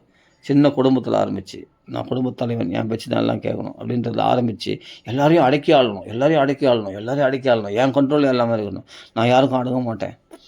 அதுதான் பெரிய அடிபாதாளத்தில் பெரிய மாயே. அதுதான் பகவான் சிரிப்பான் பார்த்து. இந்த போட்டி அவ்வளோ தொழு விரிவடையுது பாருங்கள் உலகம் லெவலில். ராவணன் இருந்தால், இரண்யகசிபு, எல்லாருக்கும் இந்த மனப்பான்மை தான். இந்த ஜட இயற்கையை அடக்கி ஆளணும், என் கண்ட்ரோல் எல்லாமே இருக்கணும். ஈஸ்வரன் கண்ட்ரோல் இருக்கிறத என் கண்ட்ரோலுக்கு வந்துடும் நினைக்கிறியே, இதை விட பெரிய மாயை வேறு என்ன இருக்க முடியும்? அதான் சொல்ல, தாழ்ந்த நிலையில் உள்ள மனித நாகரங்களில் ஜடைய இந்த தர்மம் தெரியாதனால்தான், இந்த முறையான பாகவ தர்மத்தை புரிஞ்சிக்காதனால்தான், அதான் தாழ்ந்த நிலையில் உள்ள தாழ்ந்த நிலையில் இருக்கிற மனிதர்கள் இவர்கள் தான் இந்த ஜட இயற்கை அடைக்காலன்ற போட்டியில் எப்பொழுதும் இருந்து வருகிறார்கள். அதாவது புலன்களை திருப்தி செய்வதற்காக தொடர்ந்து போட்டி இருந்து வருகிறது. அப்போ தான் நான் சாட்டிஸ்ஃபை. எனக்கு அவங்க அடங்கி போனால் தான் நான் என் புலன் திருப்தி அடையும், இல்லைன்னா திருப்தி அடையாது. இத்தகைய உணர்வால் உந்தப்படும் மனிதன் மதத்தை நோக்கி திரும்புகிறான். ஆஹா, இது நிம்மதி இல்லையே இதில். அப்போ தான் சரி தர்ம வழியில் போவோம், பாவ தர்மத்துக்கு. அப்போ தான் முதல் பணிவு வேணும்ப்பா அப்படின்னு எல்லாம் சொல்லிக் கொடுக்குறாங்க. வந்து சொல்லிக் கொடுத்தோன்னே இதுதான் தர்மம் அப்படின்னு தர்மத்தை சரியாக புரிஞ்சிடனே, அப்போது அந்த அடக்கியாள்ன்ற புத்தியை விட்டு எல்லாருக்கும் அடங்கி போய் பணிவாக இருக்கிறதுனால அப்போ உண்மையான ஆனந்தத்தை அங்கே அனுபவிக்கிறோம். இதுதான் சொல்கிறேனே, இத்தகைய உணர்வால் உந்தப்படும் மனிதன் மதத்தை நோக்கி திரும்புகிறான். இவ்வாறாக அவன் பௌதிக லாபத்தை பெறுவதற்காக, அப்போது மதத்தை நோக்கி திரும்ப உணர்த்தம். மதன தர்மம், அதாவது என்னன்னா நம்ம உழைப்பு, இப்போ செயல்களை செய்கிறோம், அது ஒரு தர்மம். உத்தியோகம், புருஷ லட்சணம் சொல்கிறோம் இல்லையா? சம்பாதிக்க உழைப்பு போடுறான், அந்த தர்மத்தை கடைப்பிடிக்கும். அதனால் பொருள் கிடைக்கிது அவனுக்கு, பொருளாதாரத்தை சம்பாதிக்கிறான். அதனால தான் அப்போ இந்த உணர்வால் நம்ம எல்லோரையும் அடக்கி ஆளணும், நம்ம சொந்த காலம் நிற்கணும், நம்ம நல்லா சம்பாதிக்கணும் அப்படின்ற ஒரு உணர்வால் தான் உந்தப்படும் மனிதன் மதத்தை நோக்கி திரும்புகிறான். இவ்வாறாக அவன் பௌதிக லாபத்தை பெறுவதற்கு புண்ணிய செயல் அல்லது சமய கடமையை செய்கிறான். புண்ணிய செயல்னா தேவரில் வழிபட்டு லாபங்கள் அடையிறது, அது புண்ணிய செயல்கள். கர்மகாண்டங்களை சொல்ல, வேதத்தினுடைய சடங்குகளை செய்து அதன் மூலமாக தேவர்களுடைய சந்தோஷப்படுத்தி அதனால் அடையக்கூடிய லாபங்கள், இது புண்ணிய செயல்னு சொல்கிறோம். இன்னொருத்தர் என்னென்னா உத்தியோகத்தின் மூலமாக பணம் சம்பாதிக்கிறோம் இல்லையா? இது ரெண்டு கருத்து இங்கே சொல்லுகிறார். புண்ணிய செயல் அல்லது சமய கடமையை செய்கிறான், தன்னுடைய கடமையை செய்து சம்பாதிக்கிறான், பொருளை ஈட்டுகிறான் அப்படின்னு சொல்கிறார். அடுத்தது பாரு, ஆனால் இத்தகைய பௌதிக லாபங்கள் வேறு வழிகளில் அடையப்படக்கூடுமானால் இம்மாதிரியான மதம் உதாசீனப்படுத்தப்படுகிறது. இப்போ கொள்ளடிக்கிறான், கொள்ளடிக்கிறான் அப்படின்னா அது தர்மத்தின்படி முறையாக உழைச்சி சம்பாதிக்கல. அதே சமயத்தில் தேவரில் வழிபட்டு புண்ணிய செயல்களாலையும் அவன் யாகங்களால் தேவரை திருப்திப்படுத்தி சம்பாதிக்கல. அப்படின்னா கொள்ளடிக்கிறான் அப்படின்றது தர்ம வழிப்படி சம்பாதிக்கல, அதர்ம வழிப்படி அவன் சம்பாதிக்கிறது. இங்கே தான் மதம் உதாசீனம், இந்த தர்மத்தை உதாசீனப்படுத்திடுறான், இந்த மதமானது உதாசீனப்படுத்தப்படுகிறது. அதுதான் இங்கே சொல்கிறார். இம்மாதிரியான மதம் உதாசீனப்படுத்தப்படுகிறது. இதுதான் நவீன நாகரிகத்தில் உள்ள சூழ்நிலையாகும். எல்லாமே அப்படி தான் இருக்கும். அப்படின்றார். என்ன பண்ணுறான்? மனிதன் பொருளாதாரத்தில் முன்னேறி வருகிறான். எனவே தற்போது அவன் மதத்தில் அதிக ஆர்வம் உள்ளவனாய் இல்லை. எப்படியா இருப்போம், ஆனால் போனால் சம்பாதிக்கிறோமா? அது முறையாக பொய் சொல்லாமல் சம்பாதிக்க சொல்லாமல் பார்க்கலாம். கபடம் இல்லாத பொய் சொல்லாமல் உள்ளொன்று வைத்து புறமொன்று பேசி இப்படி கபடங்களை ஆசிரித்து தான் பணம் சம்பாதிக்கிறோம். எல்லாம் நிறைய பேர் பார்த்தா பொய் சொல்லாமல் வேலையாகாது சார் அப்படின்றோம். அப்போ அதர்மம் தானே இது. தர்மம்னு சொல்கிறோம், நம்ம உழைக்கிற கஷ்டப்படும். ஆனால் அதில் எவ்வளோ பொய்கள், எவ்வளோ அதர்மங்கள் இருக்குது தெரியுமா? அப்போ பாபத்ரவியோபஜீவினாம், கலப்பட்டு அந்த திரவியங்களால் தான் ஜீவிக்கிறான் மனுஷன். அதுதான் இங்கே பிரபுபாதா சொல்கிறார். இதுதான் நவீன நாகரிகத்தில் உள்ள சூழ்நிலையாகும் அப்படின்றார். இத்தகைய பௌதிக லாபங்கள் வேறு வழிகளில் அடையப்படக்கூடுமானால், தப்பான வழியில் கூட பரவாயில்ல, பொய் சொன்னால் கிடைக்குன்னா சரி ஓகே, அது நான் தயார். இம்மாதிரியான மதம் தர்மமானது, மகரிஷிகளால் சொல்லப்பட்ட தர்மமானது உதாசீனப்படுத்தப்படுகின்றது. இதுதான் நவீன நாகரிகத்தில் உள்ள சூழ்நிலையாகும். மனிதன் பொருளாதாரத்தில் முன்னேறி வருகிறான். எனவே தற்போது அவன் மதத்தில் அதிக ஆர்வம் உள்ளவனாய் இல்லை. பொருளாதாரம் மட்டும் முன்னேற்றம் அடைகிறானே, அது ஏதாவது சில பேர் கீழே அழுத்தி தான் மேலே வரணும். இப்போ எவ்வளோ பொல்யூஷன் ஆகுது, அதை பற்றி கவலை இல்லை. ரசாயனம் அதெல்லாம் கழுவி, அதெல்லாம் புண்ணிய திட்டங்களில் அப்படியே வெட்டி விட்டுடுறான். அந்த ரசாயனம் கலவையெல்லாம் மொத்தம் அவன் கம்பெனி ஓஹோன்னு ஒரு கோடிக்கணக்காக அவன் சம்பாதிக்கிறான். ஆனால் கிராம மக்கள்லாம் கஷ்டப்படுறாங்க. அந்த பாய்சன் கலந்த அந்த தண்ணீர் நல்ல தண்ணியில் கலந்த போது, ஏரி தண்ணியில், இது மாதிரிலாம் எத்தனையோ இடத்துல நடக்குது, எத்தனையோ ஊரில் இன்றைக்கி நடக்குது. எத்தனையோ கடை அவங்க பார்த்து நல்ல பொருளாதாரத்தில் பார்த்தா ஆஹா ஓஹோன்னு வரலாம், நல்ல இது பண்ணலாம், நல்ல வியாபாரம், நல்ல கோடிக்கணக்காக சம்பாதிக்க எல்லாம் பண்ணுறான். ஆனால் முறையற்று சம்பாதிக்கிறது எல்லாம். அதுதான் சொல்கிறாரு. இதுவே நவீன நாகரிகத்தில் உள்ள சூழ்நிலையாகும். மனிதன் பொருளாதாரத்தில் முன்னேறி வருகிறான். ஆனால் எனவே தற்போது அவன் மதத்தில் அதிக ஆர்வம் உள்ளவனா இல்லை. ஆனால் தர்மத்தின்படி இல்லை வாழ்க்கை. மதம்னா இந்த பாகவத தர்மத்தை கடைப்பிடிக்கிறவங்க கிடையாது. இல்லை பொதுவான தர்மத்தையுமே கடைப்பிடிக்கிறவங்க அந்த தர்மத்தின்படி வாழ்றதில்லை. வர்ணாசிரம தர்மங்கள் இல்லை இன்றைக்கி. அதன்படி அவன் சம்பாதிக்கலை. அவன் நோக்கமே அர்த்தம்தான், பொருளாதாரத்தை சம்பாதிக்கிறது மட்டும்தான். இது இங்கே சொல்கிறாரு. எனவே தற்போது அவன் மதத்தில் அதிக ஆர்வம் உள்ளவனாய் இல்லை. தேவாலயங்களும் பள்ளிவாசல்களும் ஆலயங்களும் இப்போதெல்லாம் பெரும்பாலும் காலியாகவே உள்ளன. கோயில்கள் வந்தால் தானே, ஆலய வழிபாடுகள் வந்தால் தானே அங்கே மகான்கள்லாம் உபன்யாசம் பண்ணுறதை கேட்க முடியும், அவர் சொல்கிற தர்மத்தை கேட்க முடியும், தர்மத்தினுடைய வாழ்க்கையை நடத்த முடியும். பணம் வந்தால் போதும், பொருளாதாரம் முன்னேற்றம் அடைஞ்சால் போதும், தர்மம்லாம் முக்கியம் இல்லை.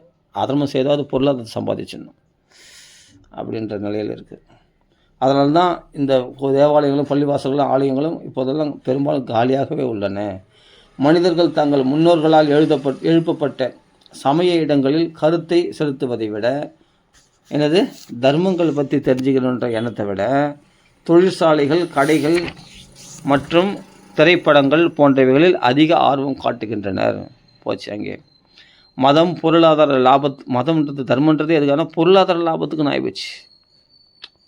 கடமை என்ன சொன்ன, பொய்யோ கடமை, ஏன் நான் உழைக்கிறேன், கஷ்டப்படுறேன்னா அந்த கஷ்டப்படுறது பொய் சொல்லுவேன், என்ன வேணால் பண்ணுவேன், அதர்மத்தை கூட செய்வேன். ஆனால் நோக்கம் என்னென்னா பணம் சம்பாதிக்கிறது. முடிஞ்சு போச்சு. அப்போது திரைப்படங்கள்லாம் இது போல் தப்பான விஷயங்கள்லாம் புகுத்தப்படுகின்ற அது மாதிரி சீரியல்ஸு, திரைப்பட படங்கள்லாம் மனசில் கல்மஷத்தை உண்டாக்கக்கூடிய படங்கள்லாம் வியாபார நோக்கத்தோடு. அப்படி தான் கடைகள்லாம் பார்த்தா பொய் சொல்லி அதிக லாபத்தில் விற்கிறது. அதுதான் இங்கே சொல்கிறாரு. இதெல்லாம் உருவாயிடுச்சு. தொழிற்சாலைகள் எல்லாமே கலப்படங்கள் நிறையும். பணம் சம்பாதிச்சா போதும். நெய்யில் கலப்படம், எல்லாத்துலேயும் கலப்படம் பண்ணி தொழிற்சாலைகள் உண்டாக்கி அவன் பணம் சம்பாதிக்கணும். அதுதான் நோக்கம். என்னென்னா பணம் சம்பாதிக்கிறது. அப்போது திரைப்படங்கள் போன்றவைகளில் அதிக ஆர்வம் காட்டுகின்றனர். அதனால் நல்ல லாபம் கிடைக்கும் அப்படின்றதுனால கோடிக்கணக்கில் பணம் போடுது. மக்கள் மனசு கெட்ட குட்டிசார் போனால் போகும்போது நம்மளுக்கு பணம் சம்பாதிக்கணும், அவ்வளோதான். அது தர்மம் இருக்கானா? தர்மம் இல்லை, வெட்டு குத்து அடி, அதான் படம். ஆனால் அதுக்கு தான் ஜனங்க அதிகமாக ஆர்வம் காட்டுறாங்க, அதிக ஆர்வம் காட்டுகின்றனர். மதம் பொருளாதார லாபத்துக்காகவே மேற்கொள்ளப்படுகிறது என்பதை இது உண்மையாக நிரூபிக்கிறது. இது பிரபுபாதனுடைய வார்த்தைகளை பதம் இதெல்லாம் நம்மளை விழிப்புணர்வு ஏற்படுத்தக்கூடியது.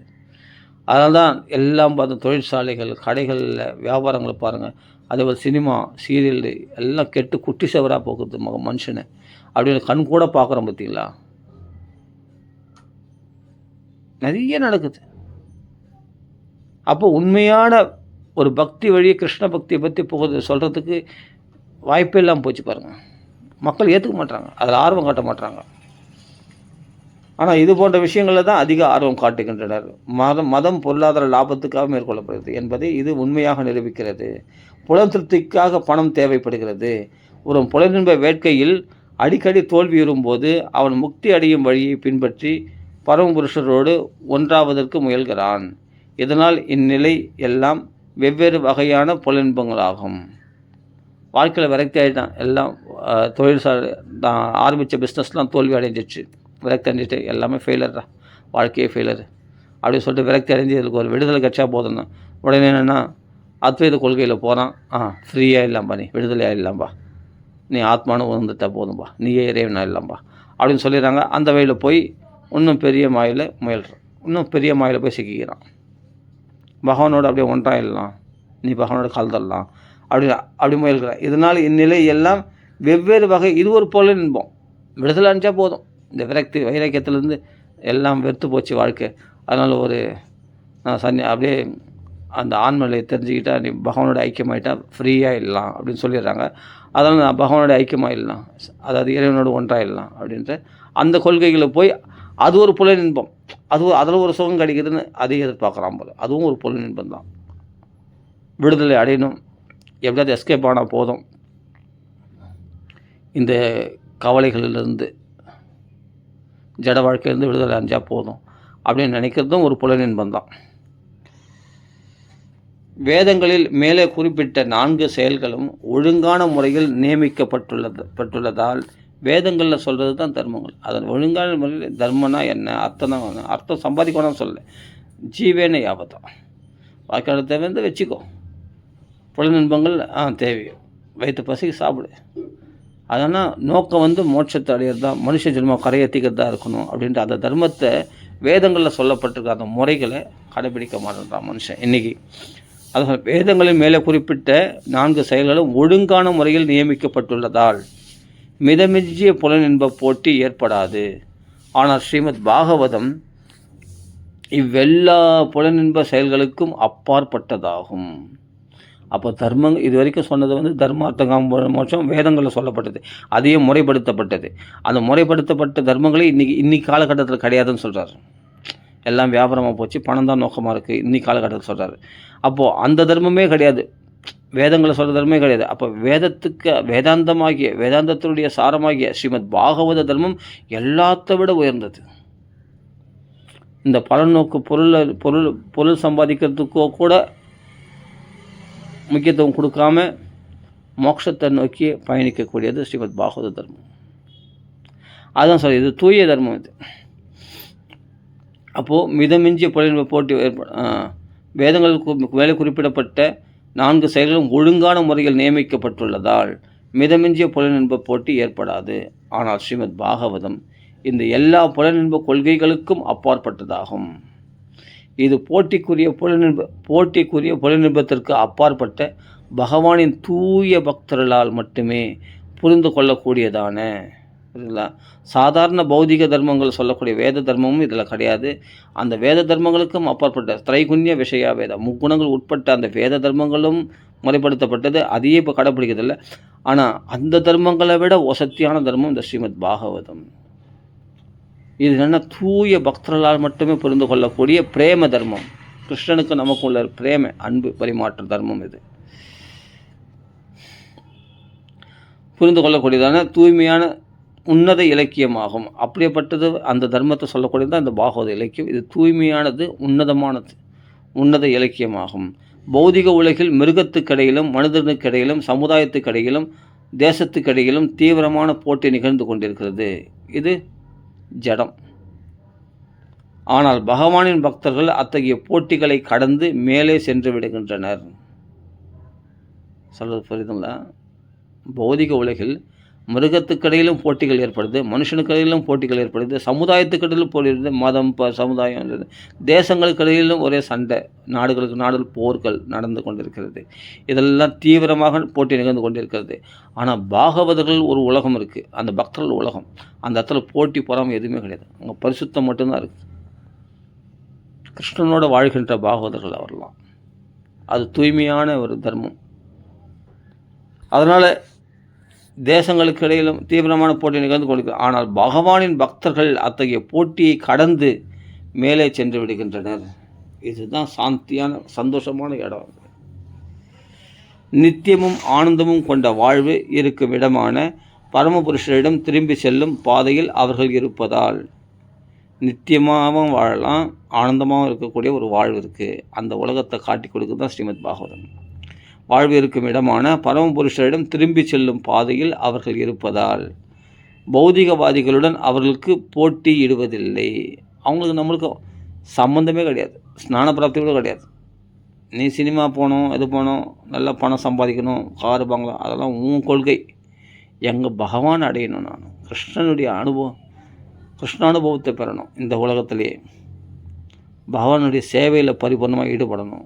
பகவானுடைய தொண்டனுக்கு தொண்டனாக நான் சேவை செய்யணும். அந்த பகவானை நோக்கி நாங்கள் போகணும். இதுதான் எங்களுடைய நோக்கம். அதனால் இந்த இடத்துல எங்களுக்கு யார் அடிச்சிக்கினா அந்த இது, அங்கே போனால் இங்கே போனாங்க, அதை பண்ணாங்க, அரசியல்வாதி அடிச்சினாங்க, இவங்க அடிச்சினாங்க, தேசத்தை சண்டை, இதெல்லாம் அவங்க கான்சன்ட்ரேட் பண்ணுறதே இல்லை. உண்மையான அந்த போட்டியில் கலந்து கொள்வதனால் ஒரு லாபம் கிடையாது, மக்கள் அழிந்து தான் மிச்சம். ஆனால் பகவான் இடத்துல வந்துட்டா இந்த இடத்துல நித்தியமான வாழ்வு, பூரண ஆனந்தம் மட்டுமே நிறைஞ்சிருக்கக்கூடிய ஒரு இடம் அது. நித்தியமும் ஆனந்தமும் கொண்ட வாழ்வு இருக்கும் இடமான பரமபுருஷரிடம் திரும்பி செல்லும் பாதையில் அவர்கள் இருப்பதால் பௌதிகவாதிகளுடன் அவர்கள் போட்டியிடுவதில்லை. அப்பா, உங்களை நான் போட்டியிட முடியுமா? உன் கொள்கைகள் வேறு, உன்னுடைய லட்சியங்கள் வேறு, எங்களுடைய லட்சியமே வேறு. இத்தகைய ஆன்மீகிகள் தற்பெருமை இல்லாதவர்களும் இதய தூய்மை உள்ளவர்களும் ஆவர். அந்த பாகவதர்கள் தற்பெருமை இல்லாதவர்களும், ஏன்னா பகவானுடைய பெருமை பேசுகிறவங்க தற்பெருமை பற்றி ஏன் பேச போகிறாங்க? இதய தூய்மை உள்ளவர்களும் ஆவார். இவர்களோடு சங்கம் கொள்ளும்போது நாமளும் இந்த தூய்மைகள் அடையும். ஜட உலகில் ஏற்படக்கூடிய போட்டி பொறாமைகள்லாம் துன்பத்தை கொடுக்கக்கூடியது. ஆனால் பகவானை நோக்கி பயணிக்கும் போது அது ஆனந்தத்தையும் நித்திய வாழ்வையும் கொடுக்கக்கூடியது. ஜட உலகில் ஒவ்வொருவனும் மற்றவரிடம் பொறாமை கொண்டவனாக இருக்கிறான். இதனால் போட்டி ஏற்படுகின்றது. ஆனால் பகவானின் ஆன்மீக பக்தர்கள் ஜட பொறாமையிலிருந்து, அதான் நிர்மத் சரணாம்னு பதம் இருக்கு இல்லையா, தர்ம புரோஜித்தை. இப்போ எல்லாம் அந்த ஸ்லோகத்துக்கு விளக்கம்தான், எளிமையாக சொல்கிறாரு. இப்போ இதை நீங்கள் அப்படியே கேட்டுன்னு வந்தீங்கன்னா இந்த தர்ம புரோஜித ஸ்லோகத்துக்கு அர்த்தம் நீங்கள் ஈஸியாக சொல்லுவீங்க. நீங்களே மற்றவங்களுக்கு எடுத்து ஈஸியாக சொல்ல முடியும். இதை கேட்டாவே போதும், ஸ்ரவணத்துக்கு அவ்வளோ பவர் இருக்குது. இப்போ நீ கேட்டாவே இந்த ஸ்லோகத்துக்கு விளக்கம் இதுதான் நம்ம கேட்டிருக்கோமே பாகவதத்தில் அப்படின்னு நீங்கள் ஈஸியாக நீங்களே மற்றவங்களுக்கு எடுத்து சொல்லுவீங்க. இவ்வளோ ஈஸியாக புரிய வைக்கிறார் பாருங்கள். ஃபஸ்ட்டு என்ன சொன்னார்? தர்மம், அர்த்தம், காமம், மோட்சம். அதில் புலனின்பகல் திருப்தி நோக்கி இல்லை, மோட்சத்தை நோக்கி தான் அது வேதங்களே அமைக்கப்பட்டிருக்கிறது. அந்த தர்மங்களை சரியாக கடைப்பிடிக்கணும். அதிலையும் கடைப்பிடிக்காமல் பொருளையே நோக்கமாக கொண்டு செயல்படுகிறார்கள் உலக வாழ்க்கை மக்கள் அப்படின்னு புரிஞ்சுக்கணும். ஆனால் அப்புறமா மோட்சத்தை அடையிறது, அந்த மோட்சத்தை அடையிறது கூட இறுதி இலக்கு கிடையாது, அதுவும் ஒரு புலனின்பம் தான் அப்படின்றது பின்னாடி சொல்கிறாரு பிரபுபாதா. ஏன்னா இந்த வாழ்க்கையில் விரக்தி அடைஞ்சு மோட்சத்துக்கு வரேன்னு சொல்லிட்டு விடுதலை கிடைச்சா போதும், அதுவும் ஒரு புலனின்பம் தான். ஆனால் அதுக்கும் அப்பாற்பட்டது ஸ்ரீமத் பாகவத தர்மம். இது பரிசுத்தமான தூய பிரேம நிலையை உபதேசிக்கக்கூடியது, கிருஷ்ணன் நமக்குள்ள ரிலேஷன்ஷிப்பை அப்படின்றது படிப்படியாக நம்மளுக்கு அந்த பக்குவத்துக்கு கொண்டு வராது பாருங்க சில பிரபுபாதா. இப்போ அடுத்த லெசன் அப்படியே புரிஞ்சுக்கணும். அப்போ இதில் நோக்கமே வேறும். இதில் நித்தியமான வாழ்வு, ஆனந்தம் நிறைஞ்சு அந்த பாதையை நோக்கி இவன் பயணிக்கின்றான் இந்த பாகவதர்கள் அப்படின்னு ஸ்டெப் பை ஸ்டெப்பாக நம்ம புரிஞ்சுக்கணும். இதில் பொறாமை, நிர்மத் சரணம், பொறாமைகளுக்கு, போட்டிகளுக்கு, பொறாமைக்கு இடமே கிடையாது. இதெல்லாம் பௌதிகவாதிகளுக்கு தான் இருக்கலாம். இந்த இடத்துல தாழ்மை, பணிவு, அன்பு, கிருஷ்ணனுடைய அன்பை சம்பாதிக்கிறது, இது மட்டுமே நோக்கமாக கொண்டவர்கள். அதனால் பகவானின் ஆன்மீக பக்தர்கள் ஜட பொறாமையிலிருந்து விடுபட்டவர்கள் மட்டுமல்லாமல் பிறர் நலத்தில் அக்கறை கொண்டவர்களாகவும் உள்ளனர். இவர்களும் இந்த போட்டி பொறாமை விட்டு நிம்மதியற்ற வாழ்க்கையை விட்டுட்டு நிம்மதியான வாழ்க்கை வந்துடுவாங்களா, கிருஷ்ண பக்தி வந்துடுவாங்களா அப்படின்னு எதிர்பார்க்குறாங்க பாகவதர்கள். அதான் இன்றைக்கி பிரச்சாரங்கள் நடக்கிறது இந்த புஸ்தகத்தின் மூலமாக. சரி, இவ்வளோ பெரிய விஷயங்கள். மேலும் பகவானை மையமாக கொண்ட போட்டி பொறாமை அற்ற சமூகத்தை ஏற்படுத்த அவர்கள் பாடுபடுகின்றனர். ரொம்ப கஷ்டப்படுறாங்க. பகவானை மையமாக, கிருஷ்ண பக்தி மையமாக கொண்டு கிருஷ்ண நாமத்தை, ஹரே கிருஷ்ண மகாமந்திரத்தை சொல்ல வச்சு எல்லாத்துலேயும் பகவானுடைய நமக்கும் உள்ள உண்மையான உறவு என்ன, இந்த உறவுகள்லாம் பொய்யான உறவுகள், உலகத்தில் போதி உறவு, பகவானுக்குள்ள நமக்கும் உள்ள உறவு தான் நித்தியமானது அப்படின்றது புரிய வச்சு பகவான் நம்ம மேலே அவ்வளோ பிரேமையை காட்டுகின்றான். அந்த பிரேமையை நாம் பெற்றுக்கொள்ள தயாரா? அதுக்காக நம்ம தகுதி படைத்தவர்களாக மாற வேண்டும். இந்த பக்குவத்தை உபதேசிக்கிறது தான் பிரச்சாரம், இந்த பாகவத பிரச்சாரம். அப்போது போற்றியற்ற சமூகத்தை பற்றிய எண்ணம்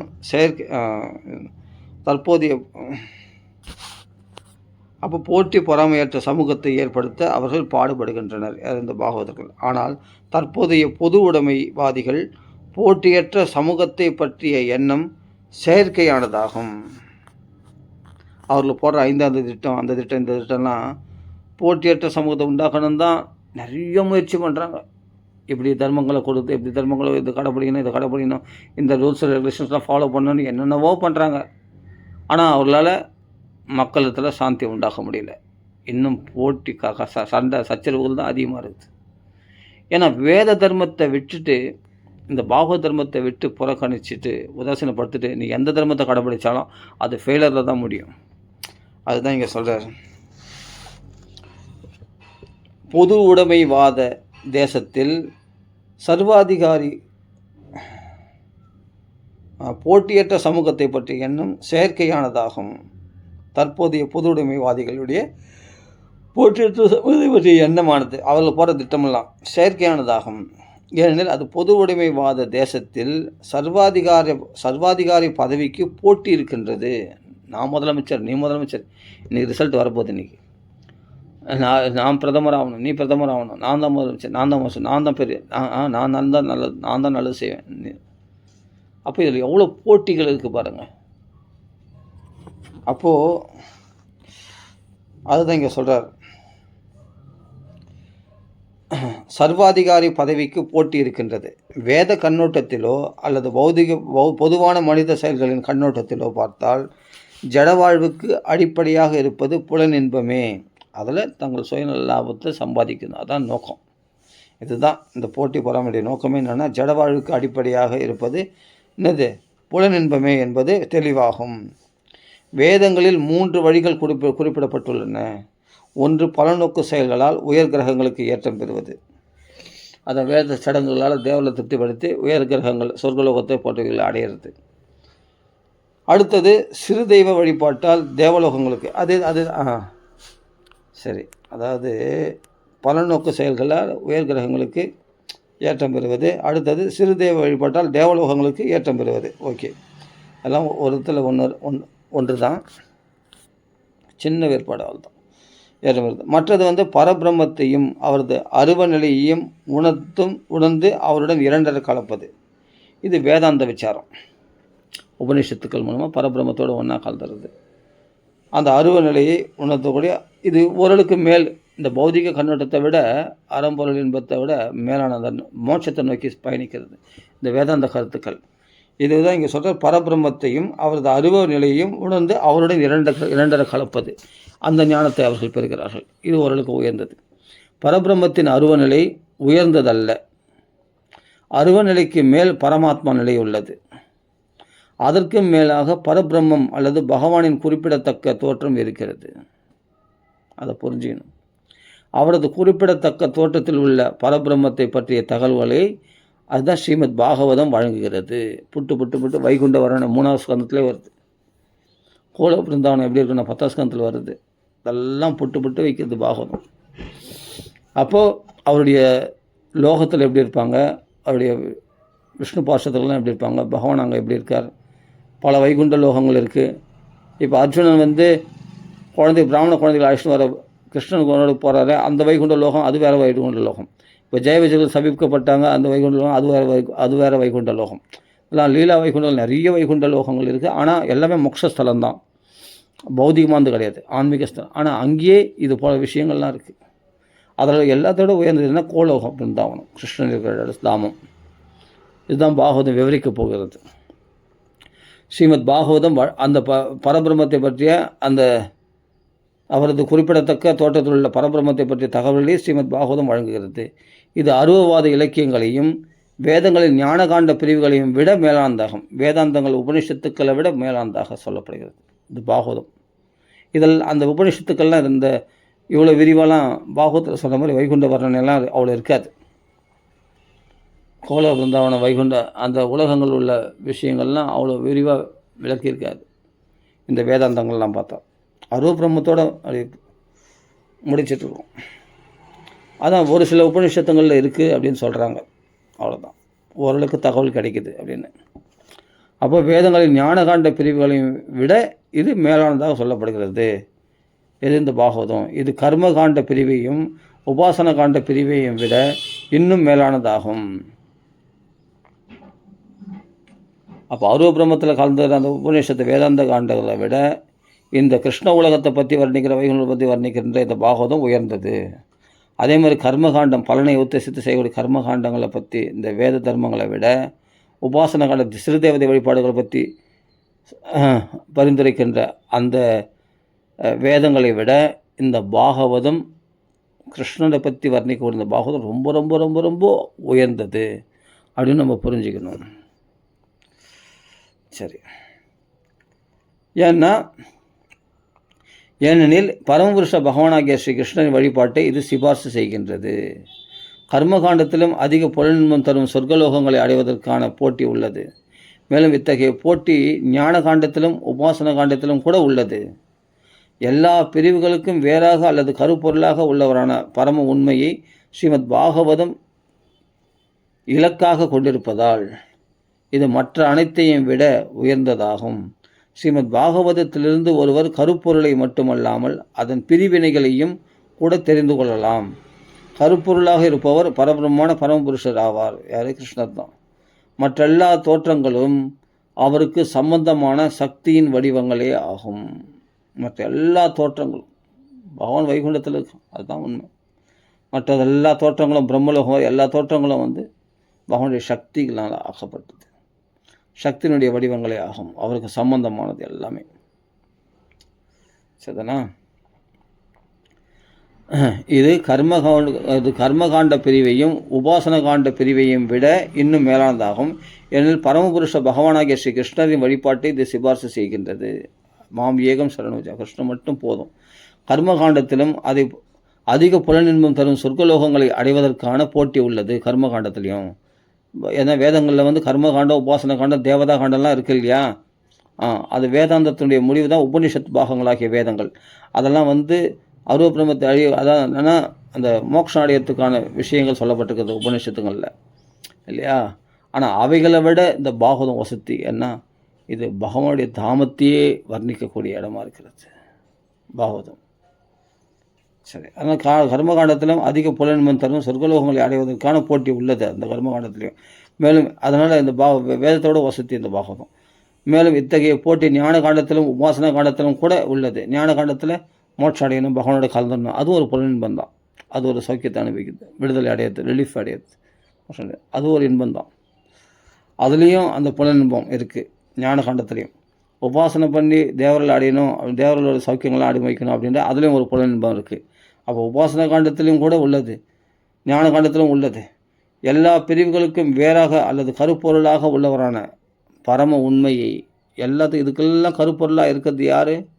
பகவான் கிருஷ்ணரால் உண்டானது எல்லாமே. இவர்களுடைய வேதங்கள் உபநிஷத்துக்களின் நோக்கமே என்னென்னா கருப்பொருளாகிய கிருஷ்ணன் அடையிறது தான். அது மறைமுகமாக அதான் மறைன்னு பேர் வேதங்கள் சொல்லப்பட்டிருக்கிறது. ஆனால் தேவ வழிபாடு எல்லா யஜ்ஞங்களும் எல்லா தவசும் யோகங்களும் கிரியானுஷ்டானங்களும் எல்லாமே வாசுதேவ பராகிரியாக, வாசுதேவனை பராகதிகி கொண்டது தான் எல்லாமே. ஆனால் அது மறைமுகமாக மறைக்கப்பட்டிருக்கிறது. அப்போ கருப்பொருளில் யார் இருக்கிறான்? கிருஷ்ணன் தான் இருக்கிறான். அவன் தான் நோக்கமே. அவருடைய நோக்கமே. அதை மறைக்கப்பட்டு பௌதிக புலனின்பங்களை உத்தேசித்து சொல்லப்பட்டிருக்கிறது. அதில் அதை மறைத்து விட்ட பிறகு, ஆனால் அதை மறைக்காமல் சொல்லப்படுது எதுன்னா இந்த அத்தியாத்ம தீபம், இது வெளிச்சம் போட்டு காட்டிடுது. இதுதான் உண்மையான நோக்கம், கிருஷ்ணன் அடையிறது தான், இதுதான் உண்மையான சந்தோஷம் இருக்குது அப்படின்னு பாகவதம் நம்மளுக்கு வெளிச்சம் போட்டு காட்டிட்டு இருக்கிறது. இதை புரிஞ்சுக்கணும். அப்போ எல்லா பிரிவுகளுக்கும் வேறாக அல்லது கருப்பொருளாக உள்ளவரான பரம உண்மையை கிருஷ்ணரை ஸ்ரீமத் பாகவதம் இலக்காக கொண்டிருப்பதால் அதான் இது மற்ற அனைத்தையும் விட, வேதங்கள் உபநிஷதங்களை விட உயர்ந்ததாகும். ஸ்ரீமத் பாகவதத்திலிருந்து ஒருவன் கருப்பொருளை மட்டுமல்லாமல் அதன் பிரிவினைகளையும் கூட தெரிந்து கொள்ளலாம். பகவான் உலகத்தில் எப்படி எப்படிலாம் இருக்கிறான், அவனுக்கு என்ன வைகுண்ட லோகங்கள் என்ன, கோலோகனா என்ன, அவனுடைய பல வடிவங்களில் பகவான் அந்த ஆன்மீக உலகங்கள் எப்படி இருக்கிறான் அப்படின்றதெல்லாம் பிரிவினையெல்லாம் கூட நம்ம தெரிஞ்சுக்கலாம் அந்த பாகவத்தில். கருப்பொருளாக இருப்பவர் பரபிரம்மான பரமபுருஷர் ஆவார். மற்ற எல்லா தோற்றங்களும் அவருக்கு சம்பந்தமான சக்தியின் வடிவங்களே ஆகும். இதுதான் எதுவும் கருப்பொருளிலிருந்து வேறானது கிடையாது, வேறானது அல்ல. ரொம்ப ஜாக்கிரதையாக சொல்கிறார். ஆனால் பகவான்கிட்ட பிரிஞ்சு இருக்கிறதா அப்படின்னு கேட்டால் பிரிஞ்சு இல்லை, ஒரே சமயத்தில் ஒன்றாக இருக்குது. அதில் பகவான் இந்த சக்திகள்லேருந்து பகவான் பிரிஞ்சு இருக்கிறார். அதே சமயத்தில் சக்தி சுதந்திரமானது கிடையாது. பிரிஞ்சிருந்தால் சுதந்திரமானதாயிடுமே. அந்த சக்திகளால் ஆன இந்த பிரபஞ்சங்களும் சுதந்திரமானது கிடையாது, பகவான் கண்ட்ரோலில் இருக்குது. ஆனால் பகவான் இதிலிருந்து விலகி இருக்கிறான். அப்படி புரிஞ்சுக்கணும். அபேத அச்சிந்திய தத்துவம் தான். எதுவும் கருப்பொருளிலிருந்து வேறானதல்ல, ஆனால் அதே சமயம் சக்திகள் கருப்பொருளிலிருந்து வேறுபட்டும் உள்ளன. இக்கருத்து முரணானதல்ல. ஜென்மாதி அஸ்ய என்ற சொல்லுடன் துவங்கும் வேதாந்த சூத்திரத்தின் இந்த ஒரே சமயத்தில் ஒன்றாகவும் வேறாகவும் உள்ள தத்துவத்தை ஸ்ரீமத் பாகவதம் ஒளிவு மறைவு இல்லாமல் வெளியிடுகிறது.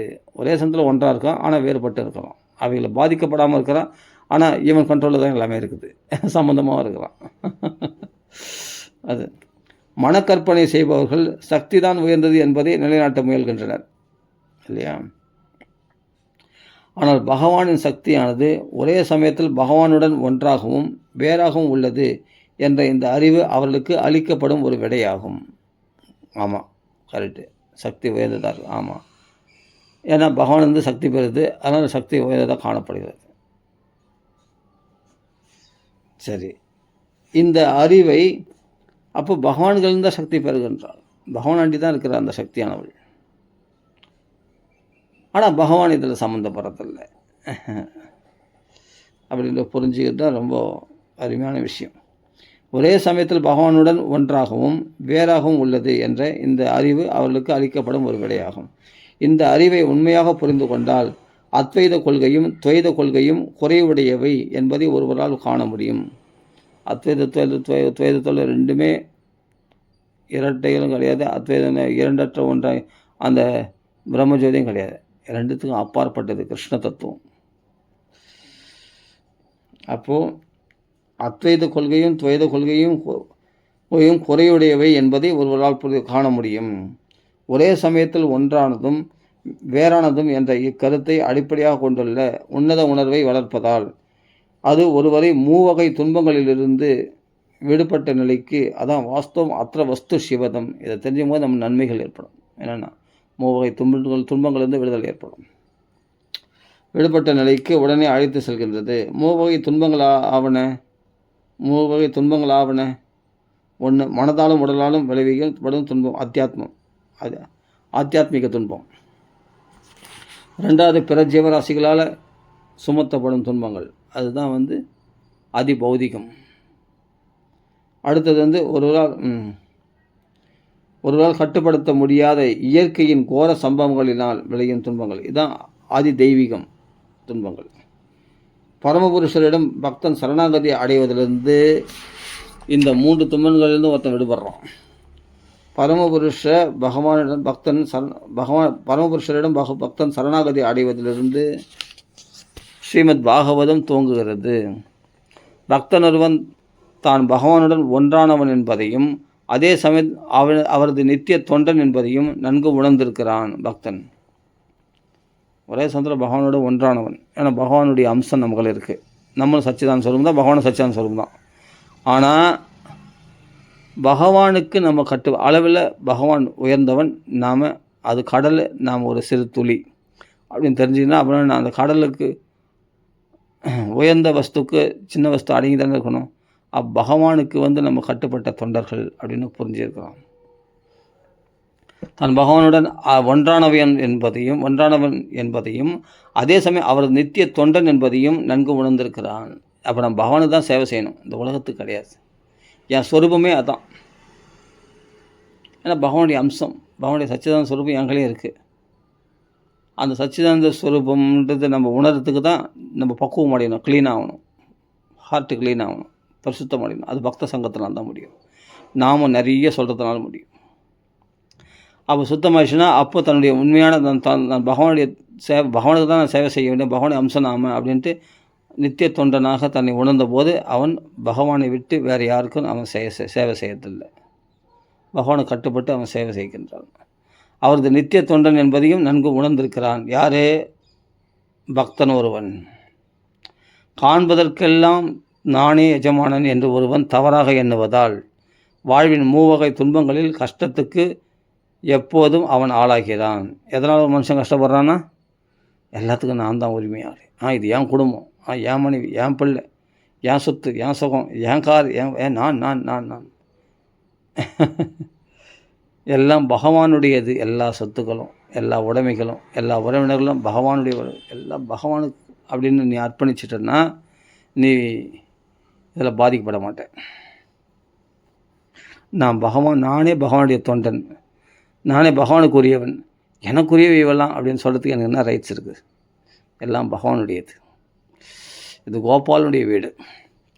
காண்பதற்கெல்லாம் தானே எஜமானன் என்று ஒருவன் தவறாக எண்ணுவதால் தான் இந்த மூவகை துன்பங்களுக்கு ஆளாகிறான். வாழ்வின் மூவகை துன்பங்களில் கஷ்டத்துக்கு எப்போதும் அவன் ஆளாகிறான்.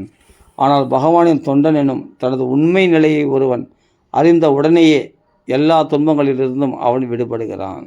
இது மோட்சத்தோட வசதி. எது? நான் பகவானுடைய தொண்டன் அப்படின்ற நிலைக்கு வருது. உண்மையிலேயே நான் பகவானுடைய தொண்டன் தான். ஏதோ ஒரு விதத்தில், அது சக்கிய பாவத்திலையோ தாசிய பாவத்திலையோ இல்லை எந்த மாதிரி ஏதோ ஒரு விஷயத்தில் பகவானை திருப்திப்படுத்துறது தான் என் நோக்கமாக இருக்கணும்.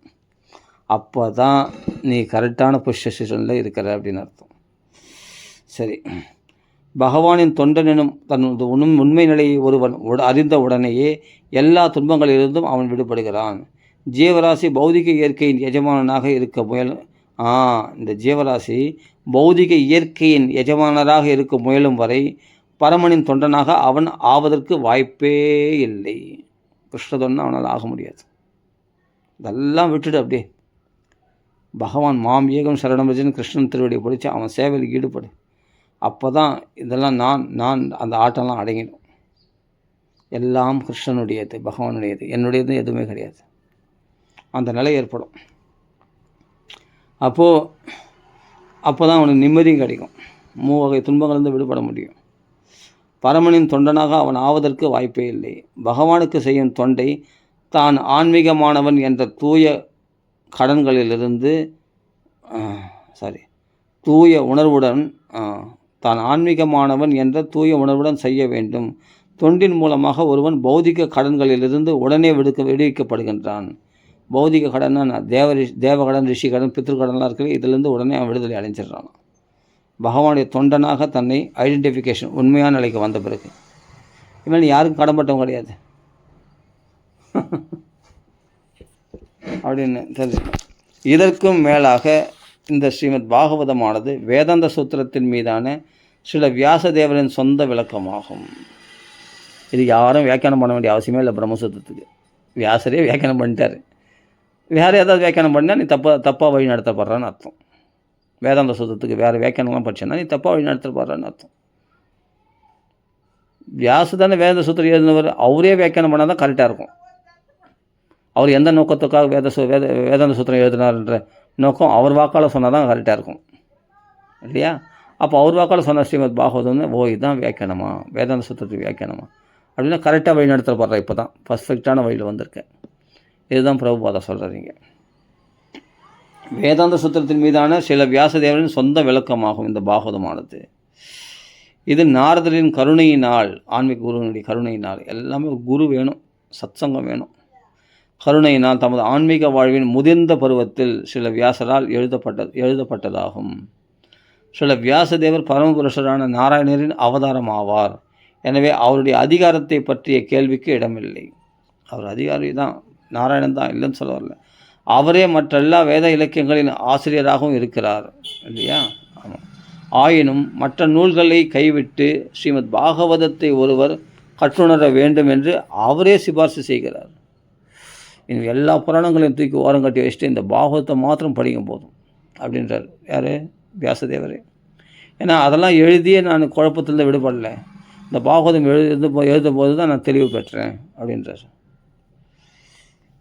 அப்போ வியாசரே சிபார்சு செய்கிறது தான், ஸ்ரீமத் பாகவதத்தை ஒருவர் கற்றுணர வேண்டும், மற்ற நூல்களை கைவிட்டு ஸ்ரீமத் பாகவதத்தை ஒருவர் கற்றுணர வேண்டும் என்று அவர் சிபார்சு செய்கிறார். யார்? வியாசர். மற்ற புராணங்களில் ஒருவர் சிறுதை வழிபாட்டை செய்யக்கூடிய பல்வேறு முறைகள் நிர்ணயிக்கப்பட்டுள்ளன. ஆனால் பாகவதத்தில் பரமபுருஷர் மட்டுமே, கிருஷ்ணர் மட்டுமே அவரை மையமாக கொண்டு அவரை அடையிறதே நோக்கமாக கொண்டு தான் விளக்கப்பட்டுள்ளது பாகவதம் பூரா. அப்போ பரமபுருஷர் மட்டுமே குறிப்பிடப்படுகிறார். பரமபுருஷர் மொத்த உடலாகவும் தேவர்கள் அவரது உடலின் வெவ்வேறு பகுதிகளாகவும் உள்ளனர். புரியுதா? பகவானுடைய அங்கங்கள் தான் தேவர்கள் தான். இதன் காரணமாக ஒருவர் பரமபுருஷரை வழிபடுவதால் தேவர்களை அவர் வழிபட வேண்டிய அவசியம் இல்லை.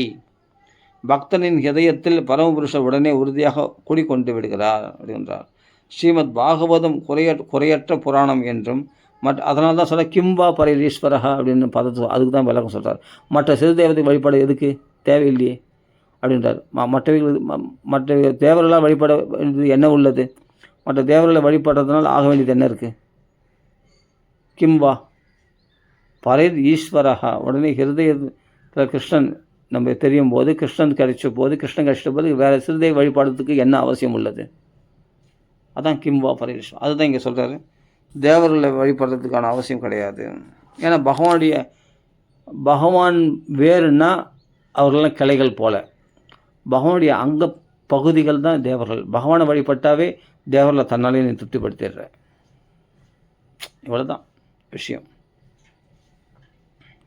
அப்போது ஒருத்தன் கிளைகளுக்கு தனியாக தண்ணி ஊற்றுறதில்ல, இலைகளுக்கு தனியாக தண்ணி ஊற்றுறதில்ல. வேருக்கு தண்ணி ஊற்றினாவே தன்னால் கிளைகளுக்கும் இலைகளுக்கும் போய் பாயறது மாதிரி அந்த நீரானது, சத்தானது, அந்த சாரமானது பாய்ந்து அது பழங்கள், பூக்கள், காய்கள் இவைகள்லாம் கொடுக்கின்றது.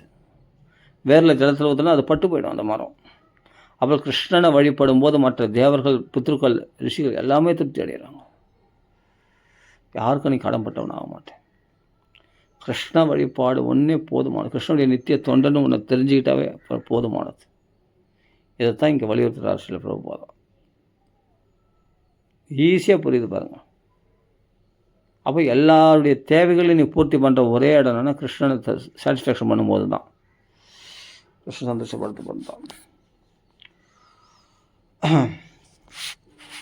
இப்படி ஒருத்தன் தேவர்கள் அவரது உடலில் இந்த வெவ்வேறு பகுதிகளாக உள்ளனர். அதனால் இதன் காரணமாக ஒரு பரமபுருஷை வழிபடுவதால் இந்த தேவர்கள் எல்லாம் திருப்தி அடைஞ்சிடுறாங்க. தேவர்களை அவன் வழிபட வேண்டிய அவசியம் இல்லை. பக்தனின் இதயத்தில் பரமபுருஷர் உடனே உறுதியாக குடிக்கொண்டு விடுகிறார். இந்த பாகவதத்தை கிருஷ்ண தாசனானி ஆன உடனே, கிருஷ்ணனுக்கு சேவை செய்ய ஆரம்பித்த உடனே, ஸ்ரீமத் பாகவதம் குறையற்ற புராணம் என்றும் மற்றெல்லா புராணங்களிலிருந்தும் இது வித்தியாசமானது என்றும் பகவான் ஸ்ரீ சைதன்ய மகாபிரபு கூறியிருக்கிறார். உன்னதமான இச்செய்தியை பெறுவதற்கான தகுந்த முறை என்னென்னா அடக்கத்துடன் இதை கேட்பதே ஆகும். இதில் நம்ம சொந்த இன்டர்பிரேஷனோ இல்லை இதில் இது என்ன அப்படின்ற அலட்சியமோ இல்லை நம்பிக்கை இல்லாமையோ கேட்கக்கூடாது. இந்த அடக்கத்தோடு கவனத்தோடு இதில் உள்ள விஷயங்கள்லாம் சத்தியம் நினச்சி கேட்டோம்னா மேலும் மேலும் நம்மளுக்கு பக்தி வளரும், கிருஷ்ண பக்தி. இதுதான் பகவானுடைய அருளை பரிபூர்ணமாக, குரு கடாட்சமும் பகவத் கடாட்சம் பரிபூர்ணமாக நம்மளுக்கு கிடைக்கும் இந்த புஸ்தகத்தினால. அதான் விஷயம். அந்தளவுக்கு பணிவாக கேட்கணும் பாகவதத்தை. ஏன்னா இது எல்லா புராணங்களும் வித்தியாசமானது அப்படின்னு சைதன்ய மகாபிரபுவே சொல்லியிருக்கார். ரொம்ப டிஃப்ரெண்ட்டானது, ரொம்ப உயர்ந்த விஷயங்களை சொல்லக்கூடிய இந்த பாகவதம். அதனால் மற்ற புராணம் மாதிரி அது கிடையாது, அப்படி படிக்காதீங்க. இது உயர்ந்த விஷயம் இது. அதனால் இது ஜாக்கிரதையாக, அதனால் உன்னதமான செய்தியை பெறுவதற்கான தகுந்த முறை அடக்கத்துடன் இது கேட்பதே ஆகும். எவ்வளோதான். அடக்கத்தோடு கேட்கணும். நமக்கு எல்லாம் தெரியும்னு நினச்சி நமக்கு எதாவது தெரிஞ்சிருந்தால் கூட அதெல்லாம் தூக்கி மூடை கட்டி தூர வச்சுட்டு நமக்கு எதுவும் தெரியாது அப்படின்ற நிலையில் தீனத்துவ பாவத்தோடு பாகவதத்தை கேட்கணும். இதுதான் பாகவத மகாத்மியத்தில் அதான் சொல்லப்பட்டிருக்கு, தீனத்துவ பாவனாக. அந்த நிலையில் விஸ்வாச குரு வாக்கியேஷு, இப்போ குருமாருடைய பிரபுபாதனுடைய வாக்கியங்களில் உள்ள விஸ்வாசத்தோடு இதை கேட்டோம்னா கிருஷ்ணரை பற்றி நல்லா ஆழமாக தெரிஞ்சுக்கலாம். உன்னதமான இச்செய்தியை பெறுவதற்கான தகுந்த முறை என்னென்னா அடக்கத்துடன் இது கேட்பது ஆகும்.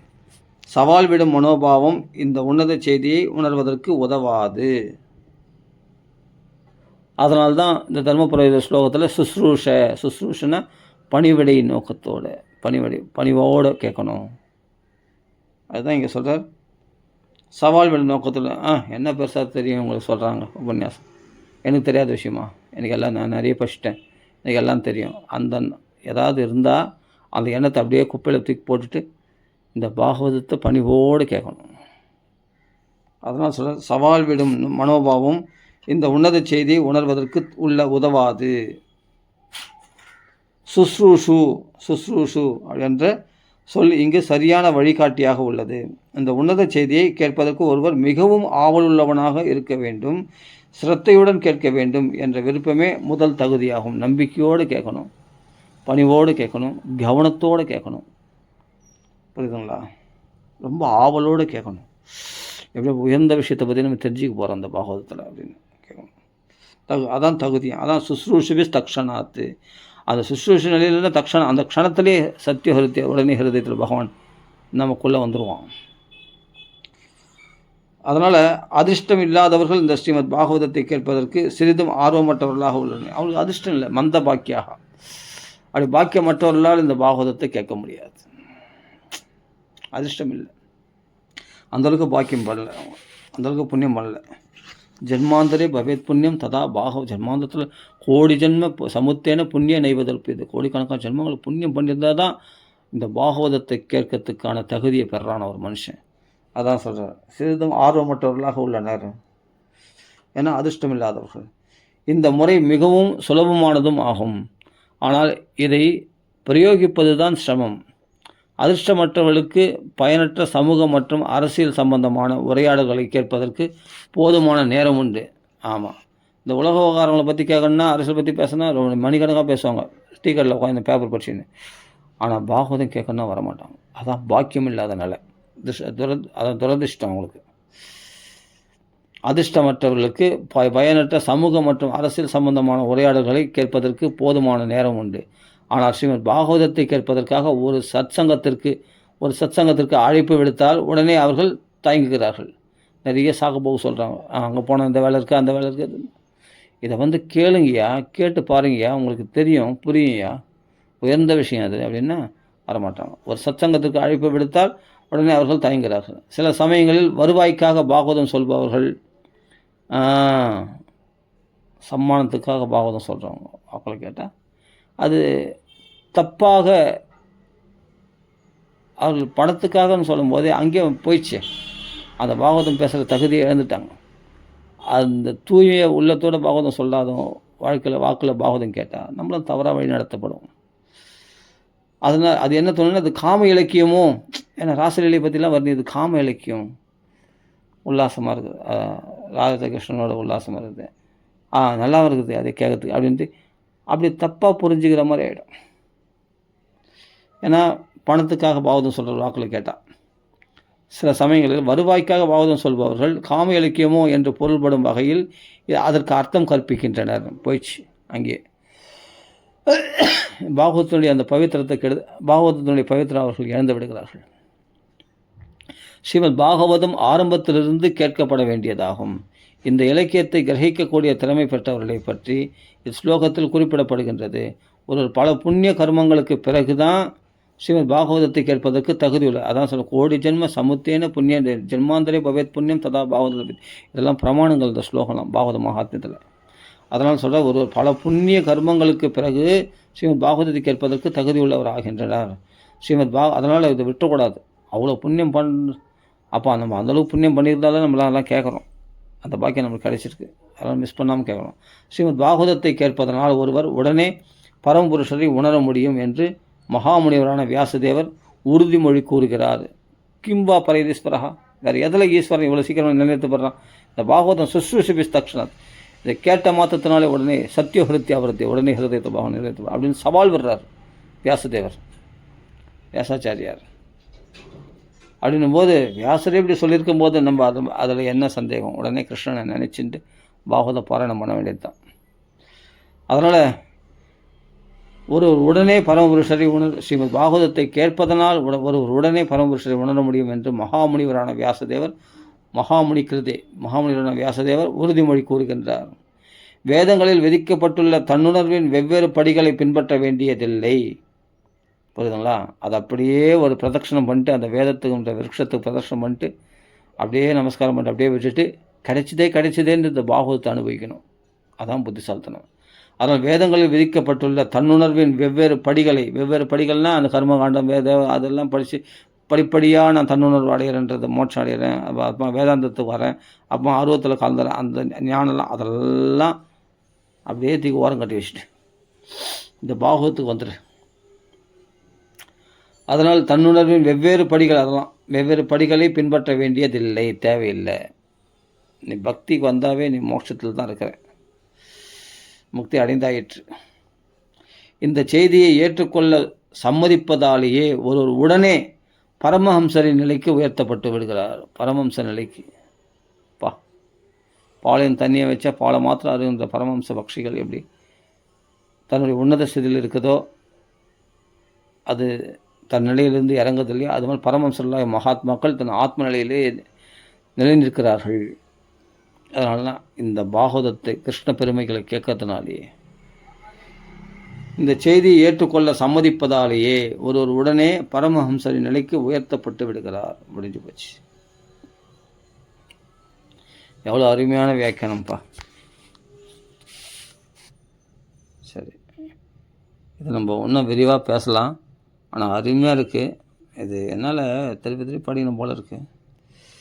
ஸ்ரீமத் பாகவதத்தை கேட்பதனால் ஒருவர் உடனே பரமபுருஷரை உணர முடியும் என்று மகாமுனிவரான வியாசதேவர் உறுதிமொழி கூறுகிறார். ஸ்ட்ராங்காக உறுதிமொழி. எப்படியாப்பட்ட ஒரு புண்ணிய கிரந்தம் இந்த பாகவதம்.